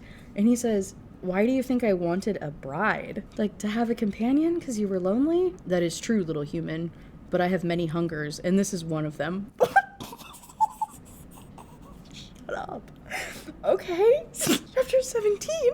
She comes to the realization that, like, truthfully, there isn't much food in the house, right? Like, the little garden out back, like, yeah, that's cute, like, that's cool or whatever, but she's really not going to be able to last very long without actual meat, like without having meat and food and bread. She's just gonna burn through the fruit and veggies super fast. And so she asks him to go hunting for her. He says, I do not want you to leave me, Rhea. Her eyes almost watered instantly at the sincerity and the deep well of loneliness and sadness that she could hear in it. You are beautiful and your personality is shiny. I have missed many humans that have left, but I like you more than any of the others that have come here. Even if you safely made it out of the veil, you will be gone. I promised that I would stay and that I wouldn't try to leave again. But you still want to, don't you? It's not you, Orpheus. It's just, I don't know. I feel like I'm trapped here. I don't feel free. What can I do to make you not feel this way with me? With me? He was asking how to make Rhea happy and stay by his side, and she didn't know how to answer that. And so she's like, I don't know, Orpheus. Like, I want to travel. I want to go and do things. I can't just live in this salt circle for the rest of my life. And he says, we could travel.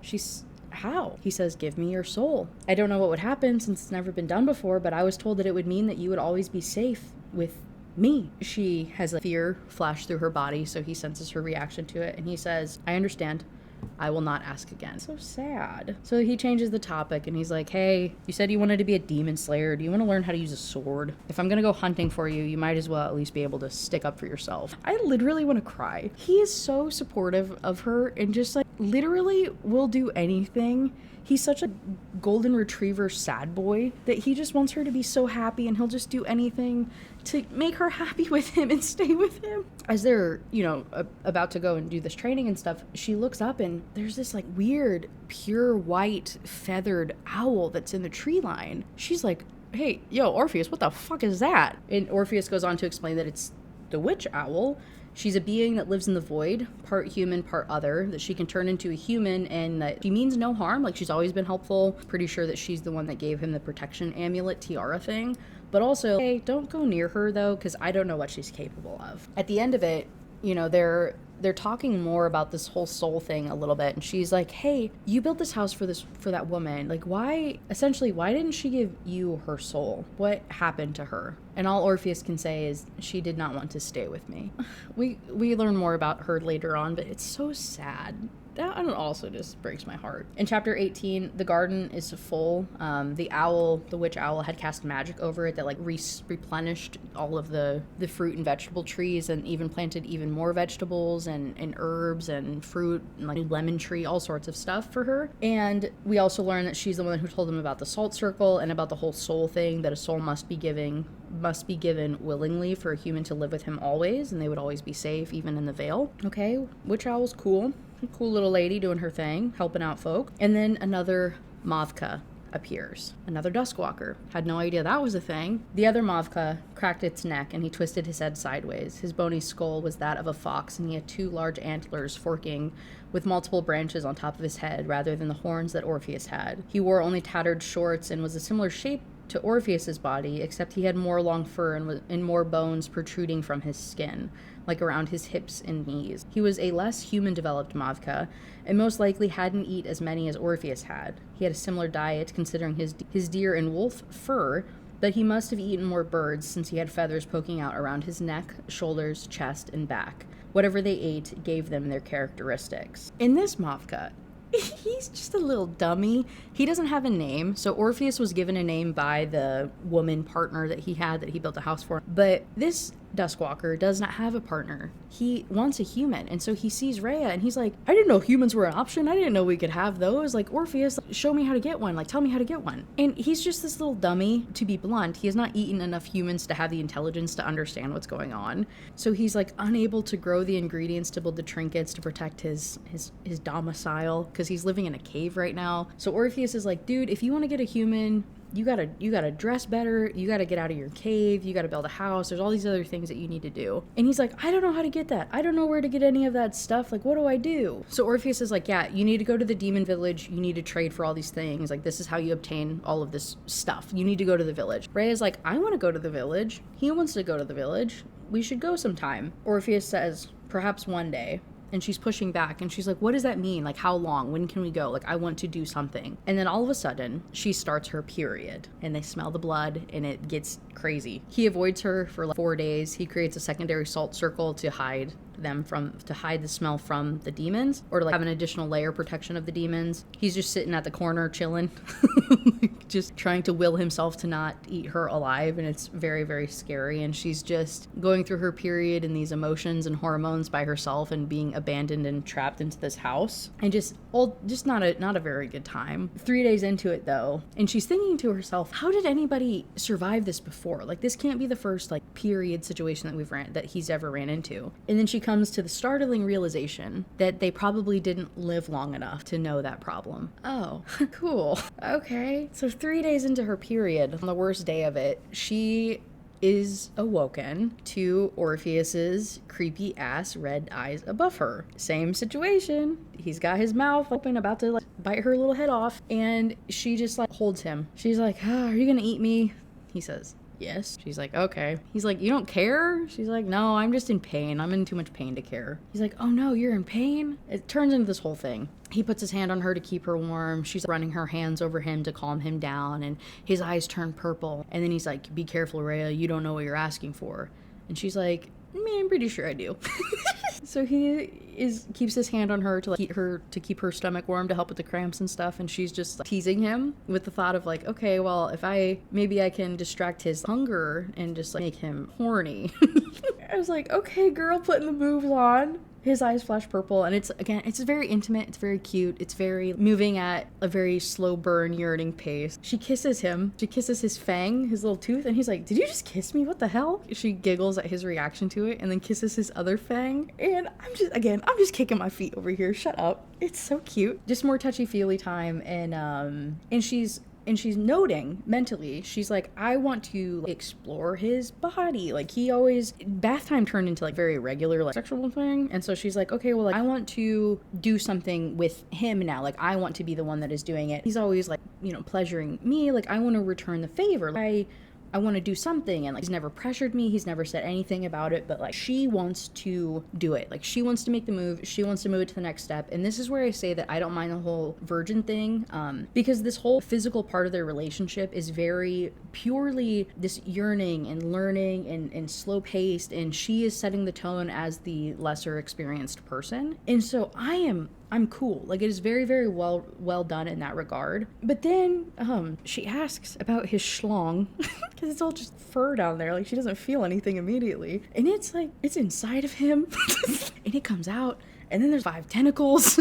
there's like a thing in the middle. There's 5 tentacles. It's a whole drawn out explanation. A whole entire chapter dedicated to describing this man's thing. And off. You can go and read it if you want to. It's on Kindle Unlimited. If you want to read it in detail. It's chapter 19. If you want to see what's going on. It's a lot. Anyway, afterward, she's like, hey, have you ever had sex? He says, yes. With a human? Like, does it fit? And he says, yeah, it does. In my notes, I say, don't worry, you freaks. We'll get there and learn eventually. This... And the chapter ends with her saying, she's like, hey, I need a bath. Like, I'm covered in your stuff and human smell and whatever. And he's like, rest now. She's like, I really need a bath. He says, I never thought I would hear you say that. Unless you want a bath to make me He says, unless you want a bath to make me reciprocate, which I would gladly do, then I do not wish to leave unless you tell me to. He says, I'm too tired for that and I don't want you to leave. You're helping my pain. Then don't mind the mess. We'll clean later. She says, what about the demons? And he's thinking, he says, and he thinks, I don't give a fuck about demons right now. It's like the idea of this hundreds of year old monsters. I don't give a fuck. So funny. Oh. Anyway, overall, he is just very, very happy about the turn of events for a multitude of reasons. Mostly that she desires him. She's initiating and she's wanting something out of this. And it's giving him so much hope that this will be able to work out, that they will be able to work something out together. In chapter 20, it's a couple days have gone by. You know, they're getting more and more comfortable together. He's getting closer to her. They're just a little bit more touchy-feely and just having a good time, just building this comfort between them. And he's making her the stool, and she decides, like, I want to make you a gift. And she tells him as much. She's like, you know, I want to make a thank you gift for all these things that you've done for me. And he says, me? A gift? And his eyes turn bright pink. She's never seen this color from him before, and it's kind of weird. She asks about it, and he has no idea. He's like, I've never seen this color before. I don't know what's going on either. No. And he says he'll go and hunt for her. They've built a good rapport. Everything's going well. He feels confident that she'll be there. So he goes to hunt. When he goes to leave, she gets her sword, and then she walks to the edge of the salt circle into where he went, and she's like, okay, so that's the way out. Why can't I leave? I don't want to leave. She talks herself out of it, and she's realizing maybe she doesn't actually want to leave. Like, maybe she is enjoying herself here, and this is everything that she could ask for, and he's really nice, and everything's going really, really well. So she puffs away and goes back inside to finish making him his little gift. In chapter 21, it's the next day. She's outside eating breakfast. He's still on the hunt, and a demon is at the salt circle taunting her. It's like, I'll eat you. You'll taste so good. Like, blah, blah, blah, blah, blah. She goes right up to the salt circle, up against it. She's like, how many humans have you eaten? Demon's like, 4. She's like, well, I've killed 2 demons. I guess you'll be my 3rd. Whack! And then does her little sword thing and chops the demon's head off. Oh, okay, I guess. The body falls. The blood spills into the salt circle. The salt circle gets damaged. Stupid bitch. So she's like, oh, fuck. Orpheus is going to be pissed. She leaves the salt circle to drag the demon's body further away, runs back into the salt circle, runs inside, goes to get the salt, tries to fix it. She does fix it. The salt circle is fixed, so everything is good to go there.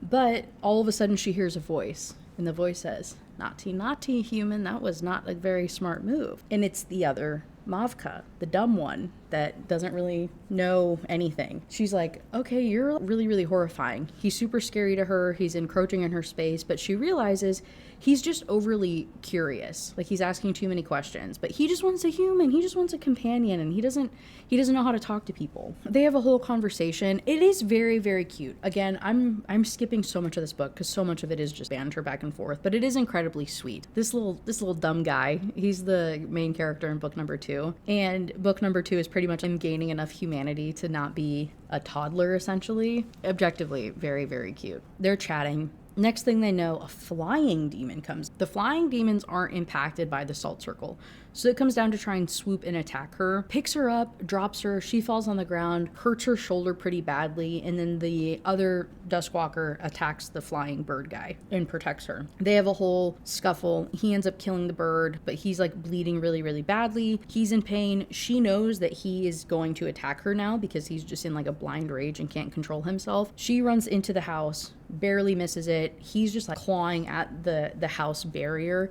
and trying to maul her and attack her through the barrier, and it's incredibly scary, but she understands he doesn't have control over it. He's an uncontrollable beast right now, and she doesn't hold it against him. So once he calms down and goes back into his normal form, he apologizes. He says, I'm sorry, Araya, the human, I did not mean to scare you. She's like, it's fine, dude, it's cool, just, whatever. Can you leave now? He's like, I can't. I'm bleeding too profusely. If I leave, I will be attacked by the demons. She's like, okay, I guess. This is really awkward. She's like, I don't know why I feel like I'm cheating on Orpheus right now, but this feels really bad. Maybe an hour or 2 later, he's like, I smell Orpheus on the wind. He's coming home. Uh-oh. He has a deer hung over his shoulders. He was able to be, not to be graphic, but to snap its neck so it's not bleeding. So that's how he was able to travel with it. And he also got her some honey. He found a little beehive, and so he's holding a beehive to take to her. He smells Rhea, and he's like, okay, thank God she didn't leave. That's awesome.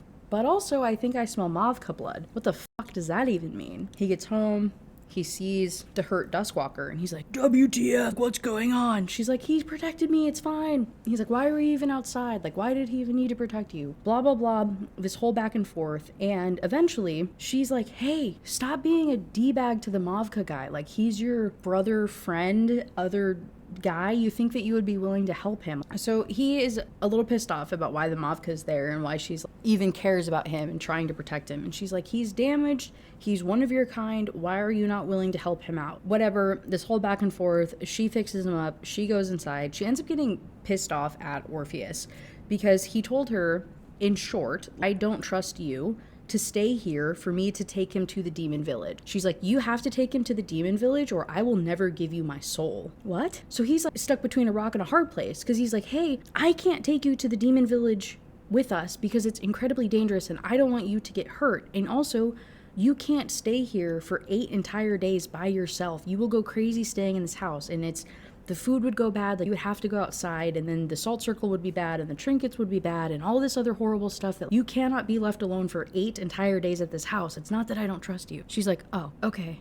Still. Long story short, eventually, with all of this back and forth and threatening and her being like, I'm not going to give you my soul if you don't help him, he's like, I guess I have to help him, and also I guess I have to take you with me. So they decide that they're going to make a trek to the demon village to acquire the things that they need to help the younger, dumber Mavka be able to get a little wifey. So they begin this trek. They dress her in a little cloak. They give her a skull of the deer that he had killed for her before and some fake horns or something to try and get her to look like a Mavka. It works really well. She's just this little tiny one. She's only like 5'6", and she's very, very small, but no one's ever seen a female Mavka before, so it's passable, right? So they go a little bit, and then she has to, again, hide in his cloak because she's slow when she walks. They make a couple pit stops along the trek there to bathe her in the rivers to give her the balm to keep her human smell away, right? Nothing too crazy. In the second time when they're doing the whole little bath in the river thing, they're facing each other and it gets a little handsy naughty, and he's like, wow, this needs to happen more often. How the hell are y'all usually doing it? I guess when you're like sideways in the tub, I guess if you're outside of the tub, I guess that's how they're doing it. It's really weird though. The way it was said was very odd. Anyway, bunch of tension, bunch of friendship building. They end up at the demon village. It's phenomenal. It's beautiful. Like there's stuff everywhere, and there's music and jewelry, and there's food, and everything that you could ever ask for is there. And then in the distance, there's a giant castle. She's like, a castle? He says, yes, it's the Demon King. He's like the one that opened the portal here. Like, he's the reason that the demons are here in the first place. That's his place. He's the one that did all of this and built this town and built the trees and whatever. Okay, that's kind of cool. So they go through the town, and he's like, hey, for real, you have to keep your hands covered because your skin is white. They will know that you are not a demon. All the demons are like pitch black. And also he's like, hey, don't talk, and especially do not laugh because you sound super, super human, and they're going to know immediately who and what you are. She's like, okay, no problem. Obviously this bitch is stupid. Is anybody surprised? So she, messes up a couple of times. They run into some people. The dumb Mavka causes a couple of scenes. Overall, it's pretty okay. Nothing too catastrophic happens. But at one point, she looks up and she sees the witch owl, and she's calling out to her, Rhea, follow me. She makes a run for it. It's so irritating. I hate when people do stupid shit. But she ends up in a bookstore. Orpheus chases after her. He's like, what the fuck are you doing? She's like, the witch owl was calling after me. He's like, and you thought it was a good idea to follow her? She's like, yeah. He's like, okay, well, I have to go and get the other Mavka because he's all by himself over there. She says, okay, fine, just leave me in the bookstore. Obviously, the witch owl led me here for a reason. Like, I need to figure out what she wanted me to find or, like, what is happening. He says, okay. He threatens the bookstore keeper on the way out. It's kind of cute. And he goes off to go and get his fellow Duskwalker. She's going around through the bookstore, and she finds there's 3 books that were marked with white feathers. The first one is a book about creatures. So there's information about demons, Duskwalkers, phantoms, elves, a whole bunch of stuff. The next book she finds is on sword fighting techniques. Super helpful, super cool, so she can be a little sword fighter. The third book is a children's book with a feather pinned in the page, The Beauty and the Beast, which, again, would just like to note, The Beauty and the Beast was written and published in 1740. The OG was in 1740. We are definitively at least in 1740, so we know civilization made it to that point. Okay, interesting. Anyway, as she's looking and flipping through these books, though, she looks up and the shopkeeper is peeking around the corner. He's a little cat demon. It's kind of cute. He's a little cutie patootie. He's like, oh my God, you're a human. She says, bitch, I might be. You saw the dude that I'm here with, though. You really want to threaten me? You want to come up on me? He's like, no. I love humans. I love humans so much. She's like, you've eaten a lot of humans to be as intelligent as you are, though. You really like them? He's like, yeah, I feel really bad about it, actually, but I discovered that humans write books and you guys just create these worlds in your minds and it's so amazing. And he goes on to ask her, he's like, hey, I read all of these expressions in these books. Can you show me them? Like, can you cry on command? Like, what does pursing your lips mean? What does X, Y, and Z mean? And so she's making all these faces for him. And then Orpheus shows up. Obviously, the conversation is cut. But as they go to leave, right, he pays for the books. They leave. She peeks out of his cloak, turns around to the bookstore guy and gives him a wink. And he's like, a wink! Oh my God! As the door closes. It's like so precious. She learns that the Mavka had caused a bunch of trouble. Like he thought that he lost Orpheus and Rhea. And so he felt really, really sad and like guilty that he had failed them and let harm come to them. So he made a huge scene, destroyed a bunch of stuff. Orpheus had to pay for a lot of things that he ended up breaking. And they pretty much, they got to get out of Dodge, right? Like they got to get out of the city as fast as they can because they're just attracting negative attention. But on the way out, they make a pit stop and she gets to buy a bunch of fabric and actual dye for the clothing. So she'll be able to make her own stuff. And it's very cute. Literally anything she points out, he buys for her. Okay, girl. Like, I love that for you. She gets so much fabric. He is literally loaded up. His entire back is just full of all of these different things that they bought for their house, that they bought for the other Mavka to get started. It's so precious. And they get out, no drama at all. They get back home. Literally nothing went wrong. It was just a wholesome little trip to introduce us to that side of the world and give us some more information about the Demon King. Once they get back, he tells the other Duskwalker, like, hey, I killed the arachnid demon, like the spider demon the other day, so there's this property that is open, or this territory technically, this territory that butts up to mine if you want to build your house there. But also, hey, you might live close to me, but you still can't come over all the time and bother me. Like I have a human partner, like I'm not gonna help you all the time. You gotta get your shit together. Ray's like, shut up, you'll help him as much as he needs. It's cute. Anyway, so they're gonna be neighbors. Yay! It's precious. They go inside, they're unpacking everything, and they relax at the end of the day. She's like reading a book on one of the chairs in the living room next to the fire, and he comes over and asks if he can put his head on her lap, and he does, and she reads him a fairy tale. She reads him Beauty and the Beast. He falls asleep on her lap. She falls asleep. They end up waking up, and she's like, oh, I never gave you your gift, actually. Like, let me go and grab it real quick, like after all this stuff happened. Totally forgot. She goes and gets it, and it's these little friendship bracelet beads almost, and then 2 little bells, and she hangs it between his horns, and he like shakes his little head to like hear them jingle, and it's a little distracting, admittedly. He's like, yeah, it's a little goofy and it's a little distracting, but they remind me of you, so I love it. And he just keeps like shaking his head to hear him jingle. And his eyes go flamingo pink again. She's like, what does it mean? And he just kisses her, distracts her. And at this point, by the way, when I say kissing, I mean, he has a skull for a face, so he just like licks her face, and then she licks his tongue, and then that's making out. Don't get me started, okay? Just stop. 375 pages of just building tension. 75% of the way through the book, she says, hey, do with me what you will. Touch me however you want. Okay, so the whole thing happens, right? We have a full-on spice scene, and it's as crazy as you would expect. The little monster situation. There's tentacles. There's a whole spell thing that he has to do to like literally rearrange her organs to like make room. Hey, no judgment. You heard what Opal said at the beginning. Y'all opened this book. You knew what you were getting into. Don't look at me like that. Don't judge me, bitch. I can feel you judging me right now. You clicked this video. You're still here. You knew there was tentacles. Knock it off. Anyway, go read it if you want details. Chapter 27. Afterwards, she wants to feel grossed out and ashamed, right? Like after full on doing it with the guy, she wants to feel bad, but she can't. She's just satisfied and happy. And afterward, he checks in on her. There's aftercare. The first time I've seen that in one of these books. Jesus Christ. And she looks up at him, and he has pink eyes again, and she's just like, it's not even fair how sweet he is. And again, for a book, like for her to, I hate the term losing her virginity, but that's for the sake of the verbiage that they use in this book, that's what is happening. So for this to be her like, first intimate time, and for it to be as, hey, freaky but precious as it is, it's wholesome, okay? I don't care.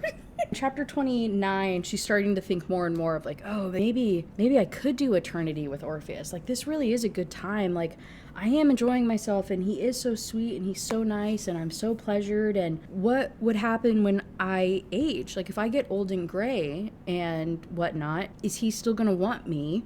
Or is he going to want to get a new human? Like, if I'm no good to him. And her stomach twists, perhaps he may only want a young and youthful looking human. And it's very sad. And she's like, I kind of want to know, but I don't want to ask him how to give him my soul because I don't want him to get his hopes up. But also, I kind of might want to give him my soul. Oh my God. You get laid one time, girly pop. Oh my, you know how good that is. So instead, she asks Orpheus again, hey, what happened to the woman that stayed with you? She's gone. That's all that matters. She says, please, like, I want to know about her, like how she came to be here. You built this house for her. Like, I just want to know why she's gone. Like, why didn't she give you her soul is what she really wanted to know, but she can't say that directly. He says, I was not good, Raya. I hunted many humans. I hunted homes by themselves because I knew that there would be many and entered them to devour everyone inside. When I entered her house, I found her alone. She didn't smell of fear, and she was holding a knife with the intention of trying to kill me because she had seen me approaching. She didn't get the chance to. My curiosity about her was the only reason that I didn't eat her. I had never encountered a human with no fear before, and I didn't understand why I couldn't smell it. She wasn't making me hungry. I wanted to take her back to my home, and she didn't fight me. When I asked her about it later, she said it was because she hadn't wanted to die. She did not bleed like you do. I don't know why, but it meant I was not compelled to eat her once a month. I was very curious about her. She let me do whatever I wanted with her as long as I did things for her. She told me she hated my cave and missed living in a house, so I built her one here. She needed human food, so I scavenged for it before I found seeds, and she grew the garden. I was able to produce my own protection spell, but it was the size of the clearing of this house is in now. She said she didn't want the trees, hated being in the dark, so I cut them down until she could see and feel the sun. She never left the protections, didn't try to run away. She stayed, and I thought it was because she liked me as much as I became attached to her. She was the one who gave me my name. Ray is like, hey, you're getting emotional. Like, it's okay. Like, you don't have to tell me any more of this. And he just continues to talk about it. He says, I want to, Rhea. It's just I wanted her soul, and she said no, that she wasn't ready, that I hadn't done enough to earn it. She said that she would consider it if I took her to the demon village. I had left to go there a few times for supplies, and I explained what was there. She liked the pretty things that you humans wear, and I traded for them. I let her have whatever she wanted because it made her happy, and I liked seeing her that way. I shouldn't have done that. I shouldn't have taken her there. She was seen, and although no one tried to take her from me, someone else discovered I had a human because of it. The Demon King. He doesn't like Mavka. We are strong and difficult to kill. He doesn't like that he cannot control her. And Rhea says, so he killed her? He said, no. He offered her a way to leave me, and she went with him. She told me she hated me, hated every moment with me. She said she had been trying to figure out a way that she could escape for the entire 5 years that she stayed with me. And he goes on to cry, and he's like, what did I do wrong, Rhea? Why did she not want to stay with me? Keep in mind, this is 180 years ago, and Homie is still feeling this sad about it. He had one companion one time for 5 years, and then since then, every single human, 18 other humans that he's taken, have hated his guts and not even acknowledged his existence or avoided him or ran from him or whatever. He has just been dying for somebody to actually love him and return feelings. Our poor boy. And so then Orpheus has a total breakdown, and he's like, are you gonna leave me too? She says, no, I know, Orpheus, I want to stay with you. He says, I like you, Rhea, you're special, you're different, like blah blah blah, but I can't get this close to you without your soul. Like, I can't watch another human disappear. He's like, you're beautiful, you're strong, you're brave enough to face me even when I'm crazed. I don't want another human if you disappear. I don't want you to go away. Ray's thinking, he doesn't want another human. Does that mean he wouldn't replace me if I died or left? And she starts crying, and she's like, I don't understand what these feelings are inside of me right now. In chapter 30, he's trying to reflect on like what he could have done to make Rhea upset because she's sleeping in the other room that night, and it's just because he's horny and they were just like banging all the time and she just wanted to get some rest. It's the extent of it. But he was very not upset by it, but he was very concerned that he had offended her, and then he ends up like crawling next to her in her bed, and he's like, I won't touch you then unless you ask. Like, it's okay, it's cute, whatever, they talk about it, blah blah blah. he sleeps next to her that night, and you know, she reassures him like, I'm not mad at you, I'm happy with like everything that we're doing, it's all good. And so the next morning he's out getting water again for her, and she's outside practicing with her sword. She's practicing for like an hour, and when she sees somebody leaning up against one of the trees right outside of the salt circle behind her, he's been there for an hour just staring at her, watching her. She's like, who the fuck are you? He says, I don't mean any harm, you look pretty good with that sword though. And he steps right into the salt circle. He's like, see, I don't mean any harm, I'm just here to talk to you. She's like, what the fuck do you want? He says, figured you're trapped with this Duskwalker, just wanted to offer you a way out. She's like, I see your games, I know your deal is fake, like I know you're just trying to like con me, blah blah blah. And he's like, well, I'm not doing anything, I just wanted to give you a way out. She tries to make a break for it and run for the house, and he materializes directly in front of her. She runs like straight into his chest. He rips the amulet off of her forehead, throws it off, tears her hair out in the process of doing so, like a bunch of her hair, throws it on the ground. He's like, it burns, like that thing still hurt. He's a demon, right? He just looks very, very human, but he's got like a six-pack and like a ponytail, but he's got horns, and he's, anyway, very attractive though. She's very clear to point that out. He grabs her and he's like, shut up, I don't want him to hear you struggling. She's like, Orpheus, and then he teleports away with her. They disappeared before she even got the chance to see Orpheus. In chapter 31, he heard the struggle and he can't smell Rhea. He smells her, like he knows she was there recently, but she's not there anymore. And he can smell the Demon King. That's who took her. And he's like, this is happening again. Like, she really is just like Katerina. So Katerina is is the 5-year relationship woman. His history's happening again? Like, is she just like Katerina? Like, she left with him? Not the case. He looks down, he sees the protection amulet and sees her hair particles ripped out in it, like it's right on the front porch, and he's like, did she leave this here as like big like fu to me to let me know she went willingly? Self-doubt spiral. He's like, oh my god, I can't believe this, but I'm not letting her go, I'm not going through this again, like I'm gonna get her back. Goes like Super Saiyan animal mode and bolts for the Demon King's house, the Demon King's castle. We cut back to Rhea's perspective. She's teleported into the middle of this castle, bunch of stone around her. She's like, let go of me, oh my god. This woman approaches her, and the woman's like, hey, I told you not to hurt her. Like, what the fuck, dude? Rhea's like, oh my god, you're a human woman. And the woman's like, yeah, please don't be surprised. You're not the only one that was taken and hidden in the veil. Even though she had a warm expression, her voice had been laden with something. It was almost like she was implying that Rhea wasn't special and shouldn't pretend that she was. Talk about telling us how to feel about something, right? Anyway, Jabez goes on to say, we've been watching you. And he brings this like little metal thing and like floats it flat, and then it's like seeing whatever the okay. He just pulls out some little thing, and then they're like looking in a little mirror, and they can see Orpheus running through the woods. And so they've been watching her. They've been like watching his house. Like every time that Orpheus gets a new human, they like stalk him to see how it's going. It's fun to watch him suffer. Some don't even make it to the cabin at all. The woman is like, hey, so what we're saying is like, you know what you've been through. Oh, okay. And then those two start flirting, and she's like, okay, so this human and the Demon King Jabez guy are like together. And also, why am I here? Like, they hate Orpheus, so I think I'm bait, but what am I bait for? She's like, but I guess I won't know until we escape, until Orpheus gets here and saves me. What the fuck? And so then the woman approaches her, touches her, and she's like, hey, let's go get you a bath. Like, let's go get this off of you.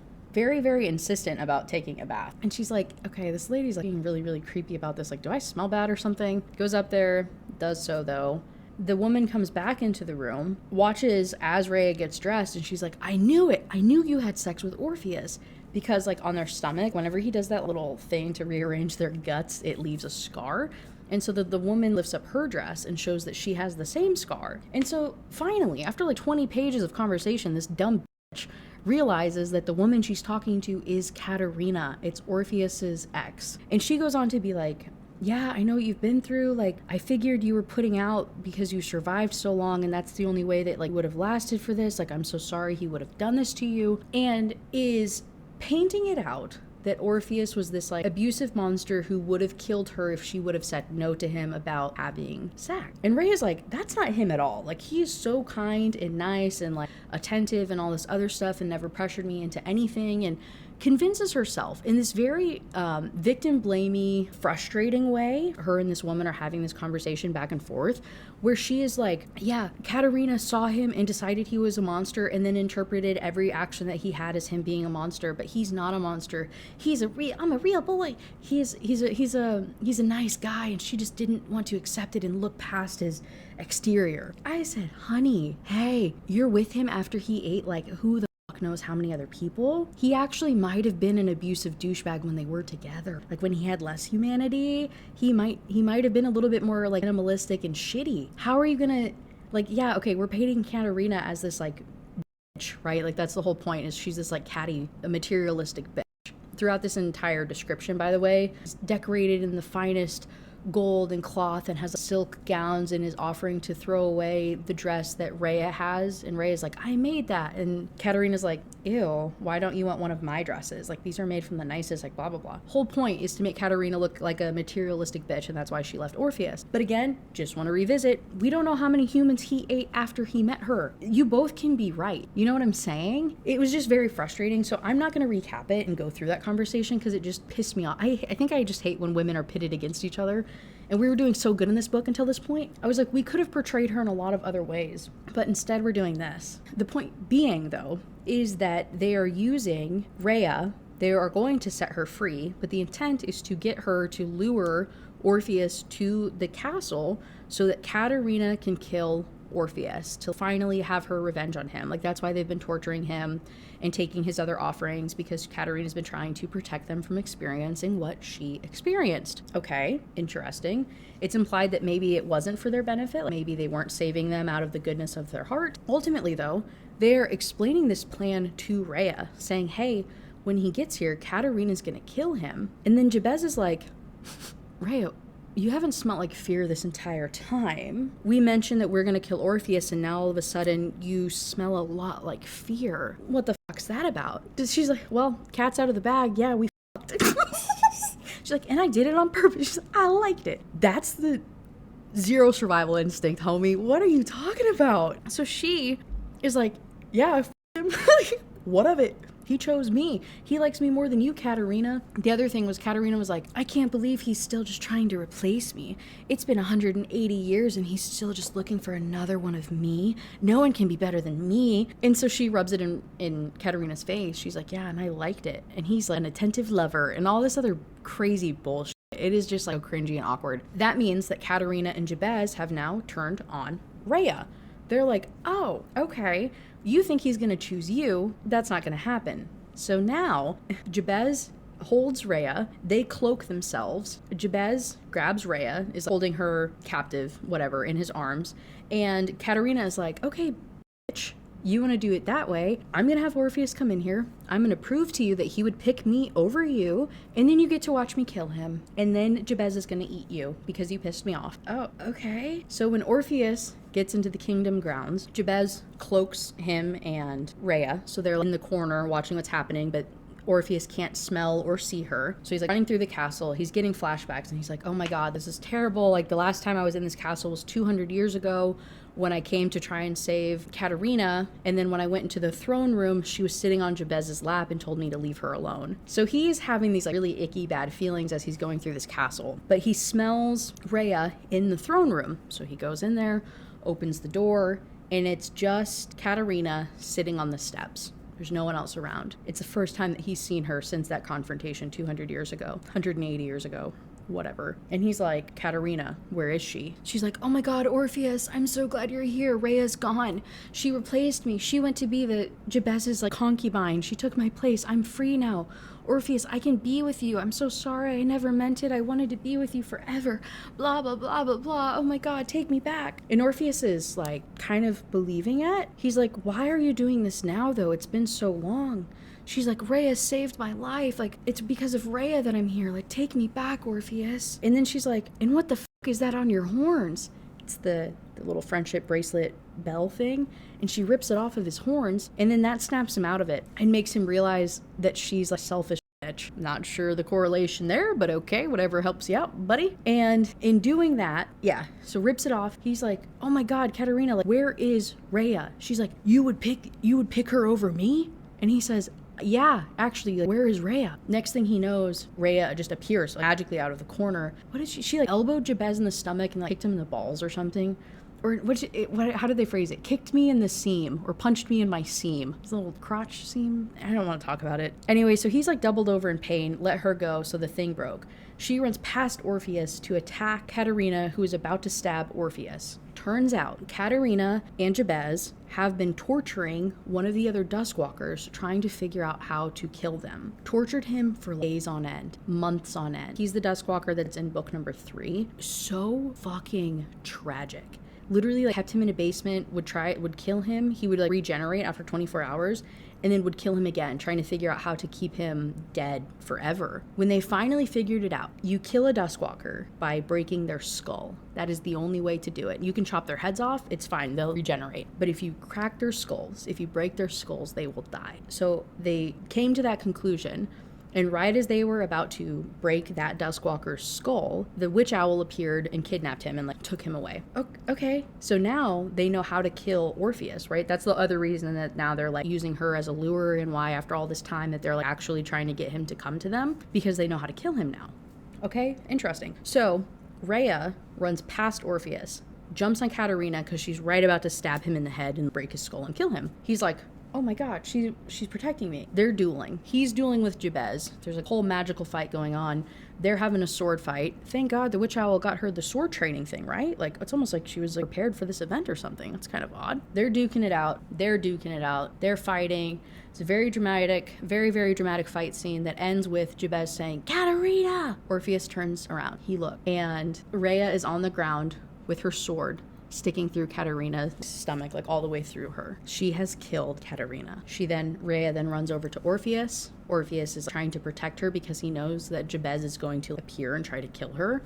And instead, he throws a dagger across the room. And before Orpheus can react, it gets stabbed into her back, between her shoulder blades into her back. And Rhea begins to die. Jabez says, fuck you. Your human killed mine. Now you get to watch yours die. Oh my God, right? To make matters worse, it's the dagger that Katerina was going to use to kill Orpheus, so now it's used to kill Rhea. He's starting to lose his mind. He's like, Rhea, you can't die on me. Oh my God, she's going weak. Jabez is trying to chase after them. He runs into a corner, and all of a sudden this like magical rune force field appears around them. He's never done magic like that before. It's really weird. He doesn't understand what's happening, but he's not complaining about it because Jabez is like attacking the force field and can't get through with it, and so it's just Orpheus holding Rhea in this corner as she's like slowly dying in his arms. Jabez after a while is like, okay, whatever, dude. I don't care. You gotta watch her die. That's hilarious, actually. Oh my God, right? Running out of her last breath. I don't want to die, actually. Like, I don't want to be without Orpheus. Like, Orpheus is never gonna be able to move on. Like, he's gonna be depressed forever if I die like this. Like, Orpheus, how do I give you my soul? And he says, I don't know. You just like want to, and then something happens. Like, I have no idea. So she wants to, right? That's all she can think about. And then suddenly she gets this like really warm feeling in her chest. A little flame thing starts to float out of her chest in between her and Orpheus, but she looks closer and it's actually this flame embodiment of her. Like, it's this little flame girl that looks just like her, that's holding its knees, you know, it's all in a ball. Okay. Orpheus looks at it, his eyes change colors, and then he eats it. He goes, okay. And then Rhea dies in his arms, like for real. Like, her heartbeat stopped. And he's like, was I not supposed to eat it? Like, I thought that if I ate it, like, she would just like rejuvenate and everything would be fine and she would wake back up and it would just be all good. Not the case. Her heartbeat stops. He goes to rub her cheek and it like flakes off. Her whole body disintegrates into ash in his hands. Oh my God, this is not what I expected. I don't know what to do. And she's just gone, literally into thin air, into ash. And the force field falls away, and Jabez is just sitting there on his throne clapping. And he's like, way to go. She's dead and gone. Whatever you did, like, just killed her off. And now your hungry ass is gonna eat Katerina. You killed the one you love, and now you're gonna end up eating the one you used to love, you fucking monster. But after he ate Rhea's soul, he's no longer hungry. Like, he can smell the blood and stuff, but he's just not hungry anymore. So instead he goes after Jabez, and they get into this fight. And then Jabez is like, dude, off, get out of my castle. Opens up a portal, pushes him through it, and Orpheus is now back at their cabin in the clearing. Continues to freak out, like, where's Rhea? Oh my god, like, she can't be dead. That didn't happen. She's not dead. She's not dead. Goes through the house, checks in the tub, looks under the dining table, even though he can clearly see she's not there, checks in the bed, checks in her room, opens the closet, like turning over the entire house, refusing to believe that she is dead. And it is so incredibly sad, heart-wrenching even. He's going through trying to find her, and then he's like, I will go till the end of the earth. I will travel to the end of the earth, and I will travel through everything to find where she is. She's not dead. She can't be gone. He just starts running through the veil. He'll search every inch of the earth to find her. In the next chapter, Rhea wakes up, and she wakes up to see treetops just racing by above her head. She turns around and she realizes that she's floating on top of Orpheus, and she tries to talk to him, but he's just whining. He can hear her voice, but he can't believe that it's really her. Like, he thinks he's just imagining it and losing his mind. So he's just howling in pain at her voice to him. And so she's trying to figure out how she can not be a ghost anymore, because she's like, okay, I think I'm a phantom, right? Because she got that book from the witch owl, the book about all the other creatures and apparition, like whatever.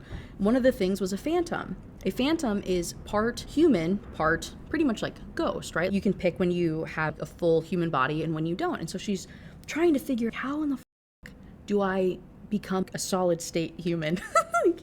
Finally, she figures it out. She falls to the ground, and before she can even yell out Orpheus's name, a demon dives down from the trees and eats her alive. And she feels it. Like, she feels herself being eaten alive until she dies. Holy fuck, Batman. So then she wakes up again on Orpheus's back in the phantom form, and she's like, okay, well, now I know what it's like to be eaten alive by a demon, and I don't ever want to experience that again. So I have to be really, really careful about going human. Trying to talk to him, trying to figure out what to do and how she can get his attention, but he's going too fast and it's really, really difficult. And then suddenly the witch owl appears in front of him. So he comes to a screeching halt. She only has a split second to try and get ahead of him, to try and talk to him. And she does. She's in her like ghostly form, and so he tries to hug her and can't. She can't touch him. She's like, hey, Orpheus, it's me. Like, this is really me. You're not imagining things, but you have to go home. Like, I can become physical and human again, but you have to go home where I'm safe and can do so. He's like, She's like, just do it, please. Okay. I'm just really sad. But he does. He runs home. He gets home. They're inside of the house. She's in front of him in her ghostly form, and comments about how he looked like he would wait an eternity to see her turn human again. Just so wholesome and sad. She goes human, and he is just sobbing. Like, he is just so sad. His eyes are the deepest blue that they have ever been, because he feels so bad that he let her die. And she's like, it's okay, Orpheus. Like, I'm yours now. Like, you have my soul. Like, I'm yours. We're together. Like, you didn't let me down. Like, it wasn't your fault. Like, everything's okay now. Like, we're together forever. Like, you don't have any reason to be sad. Like, we're together. And he just can't stop being sad. And so then she's like, okay, well, let's the sadness away. The only way I know how to make him not sad is to do it with him. So she turns into the phantom form and essentially bullies him into chasing her and going on the whole hunt thing. And he's like, Rhea, please don't do this. Like, please don't do this. I just want to hold you. I'm so sad. Like, please let me love you. And instead of, I don't know, respecting boundaries, acknowledging emotions of men, like giving him a second to come to terms with what happened, she says, no, we're going horny mode, bro. And just doesn't let him be sad, and instead forces him to chase her. They go the whole hunt thing, so then his eyes turn like the super scary red because he's gonna like eat her alive type of thing. And she's like, yeah, hurt me, Orpheus. You can have me any way you want me, but just not with those sad eyes. So she tries to make him go red. It works. He gets her. Eventually, whatever, tackles her. They do it. Yay. Yay. They end the spice scene and all of that with him asking her to make the little charm bracelet bell thing for his horns again, because hearing only the one bell ringing is driving him crazy. That's kind of cute. She's like, yeah, I'll make it for you, buddy. In chapter 37, it's cuddle time.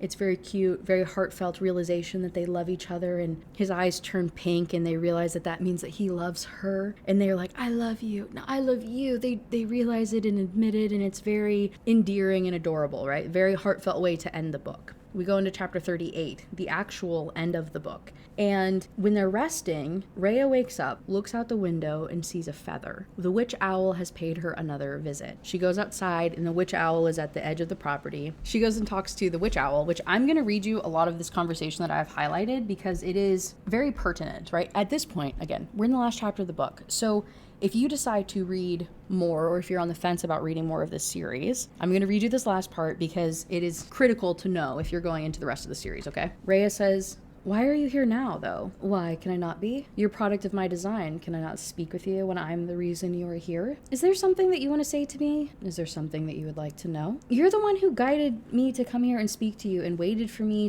to do so. I would rather be inside with Orpheus if there's no point to this. Why are you even helping him? Like, what's in it for you? Can a mother not care for her child? Mother? How is that even possible? You look human." "I once was, but now I am like you. I gave my soul to the void in return for eternal life and magic, and in mating him, I have given birth to Orpheus's kind." What the is the void? And how, internally Ray is thinking, and how the hell can you have sex with it? "A spirit of darkness. It is not easy to mate with an entity made of mist and cloud." You're telling me that the Duskwalkers came from a phantom in the void? How is that even possible? How is anything possible? Why can humans live on Earth? Why do the trees grow? How did creatures learn to wield magic? All of this, which seems impossible, is possible. So you're just like here to help your children? What about the others then? "My ram-horned son was tortured, but I saved him from death. My bull-horned son is traveling, and I have made sure he is safe. My impala-horned son was lonely, and I have helped him seek love. My deer-horned son is still learning, and I have guided him to his brother who can teach him. There are 2 others who have no need for me as they have each other. Then there are those few who have not fully formed their skulls yet. You only give birth to sons? I give birth to nothing, and the first human that they eat dictates their gender, like with demons." Okay, so Ray's like, okay, cool, so like, what do you need to help Orpheus with now then? "Nothing. I came to help you instead. I would be careful of your womb if you do not seek to give birth to darkness." Oh, okay. So she says, yeah, be careful Orpheus now, because you're part of the darkness and you guys can actually have kids now. So Orpheus needs to figure out how to do the womb protection spell, otherwise you'll get pregnant. Ray is like, "Thanks for the heads up, bestie. Actually, I really, really appreciate that." And then there's a little bit more conversation between them where the witch owl reveals that the Duskwalkers can just take a soul and it can be their bride, but then they're like bound to it. And so she told her children, that it has to be given to them willingly so that they don't end up with somebody who hates them, right? Because if Orpheus were to have taken Katerina's soul, then he would have been stuck with somebody who hates his freaking guts. So to prevent that, she lied to them and she's like, yeah, it has to be willingly. Okay.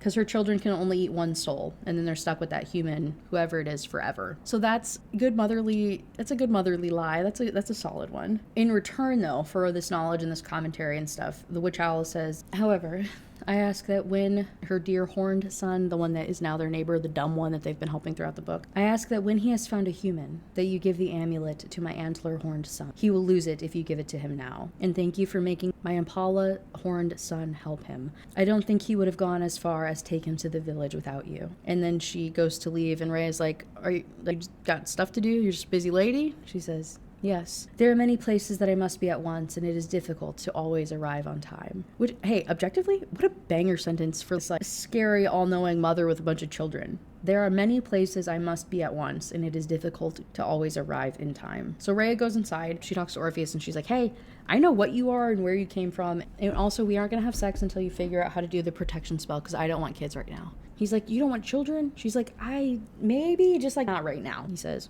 "Okay," and goes on to try and figure out how to do the protection spell. And they live happily ever after. There is an epilogue. I don't care to read it. I think it's literally just her like, making dresses and fighting with swords and traveling through the veil as a ghost and stuff, and it's just good fun time. Everybody lives happily ever after. So yeah, that is the A Soul to Keep. I think is the name of the book, A Soul to Keep. It's not bad. Like I said, I think it's a very, very interesting concept. It's an interesting world, especially to have the 5 books that I read were all very diverse in terms of the character and where the Duskwalker came from, like the Duskwalker backgrounds. Like in the next book, it's the really, really dumb one that doesn't have much memory.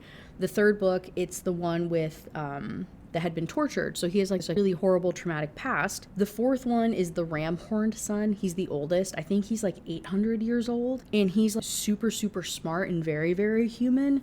And it's really, really interesting. And I think he ends up with an elf. Like, that one's really, really cool. I didn't say it earlier, but like, Jabez is half elf, half demon, and that's why he opened the demon portal. There's a whole bunch of lore with that.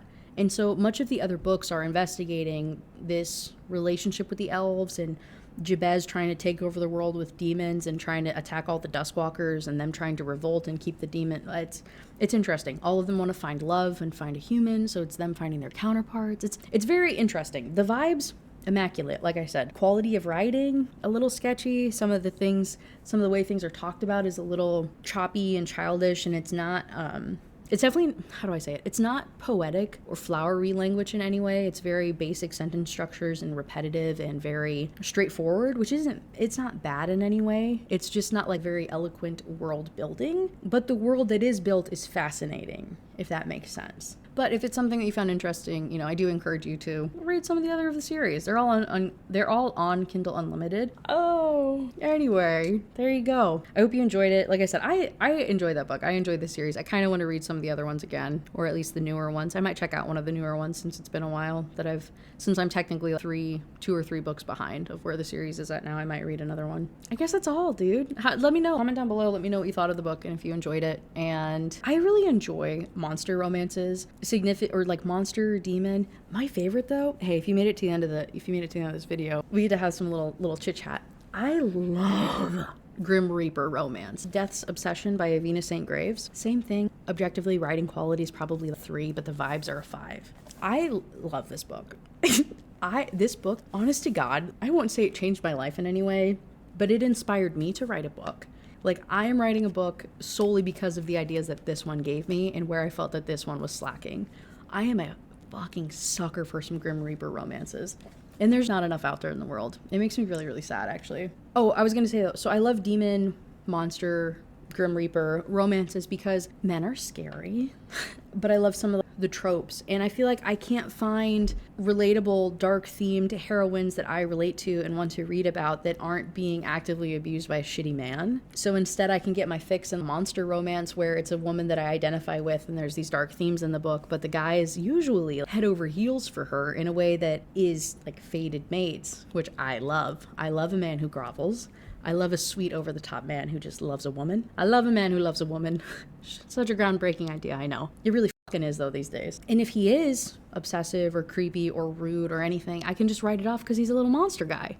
And it's okay. It's not a creepy, scary man and creepy, scary things that happen in real life. You know what I mean? So, to be honest, it's probably my favorite genre of romance is paranormal. Yeah, I'll say it with my whole chest.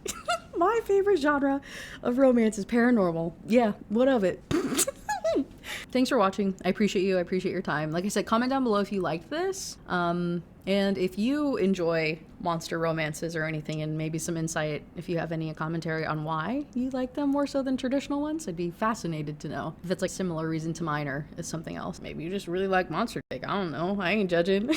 I have no place to judge. I'll see you in the next one. Again, thank you so much for checking this out. Thank you for liking, commenting, subscribing, any support that you guys have and do, whatever. My stuff's on Spotify now, so if you want to listen to that. And yeah, I'm so thankful. Make sure you vote in the poll so I can review books that you like, and I'll see you in the next one. Bye.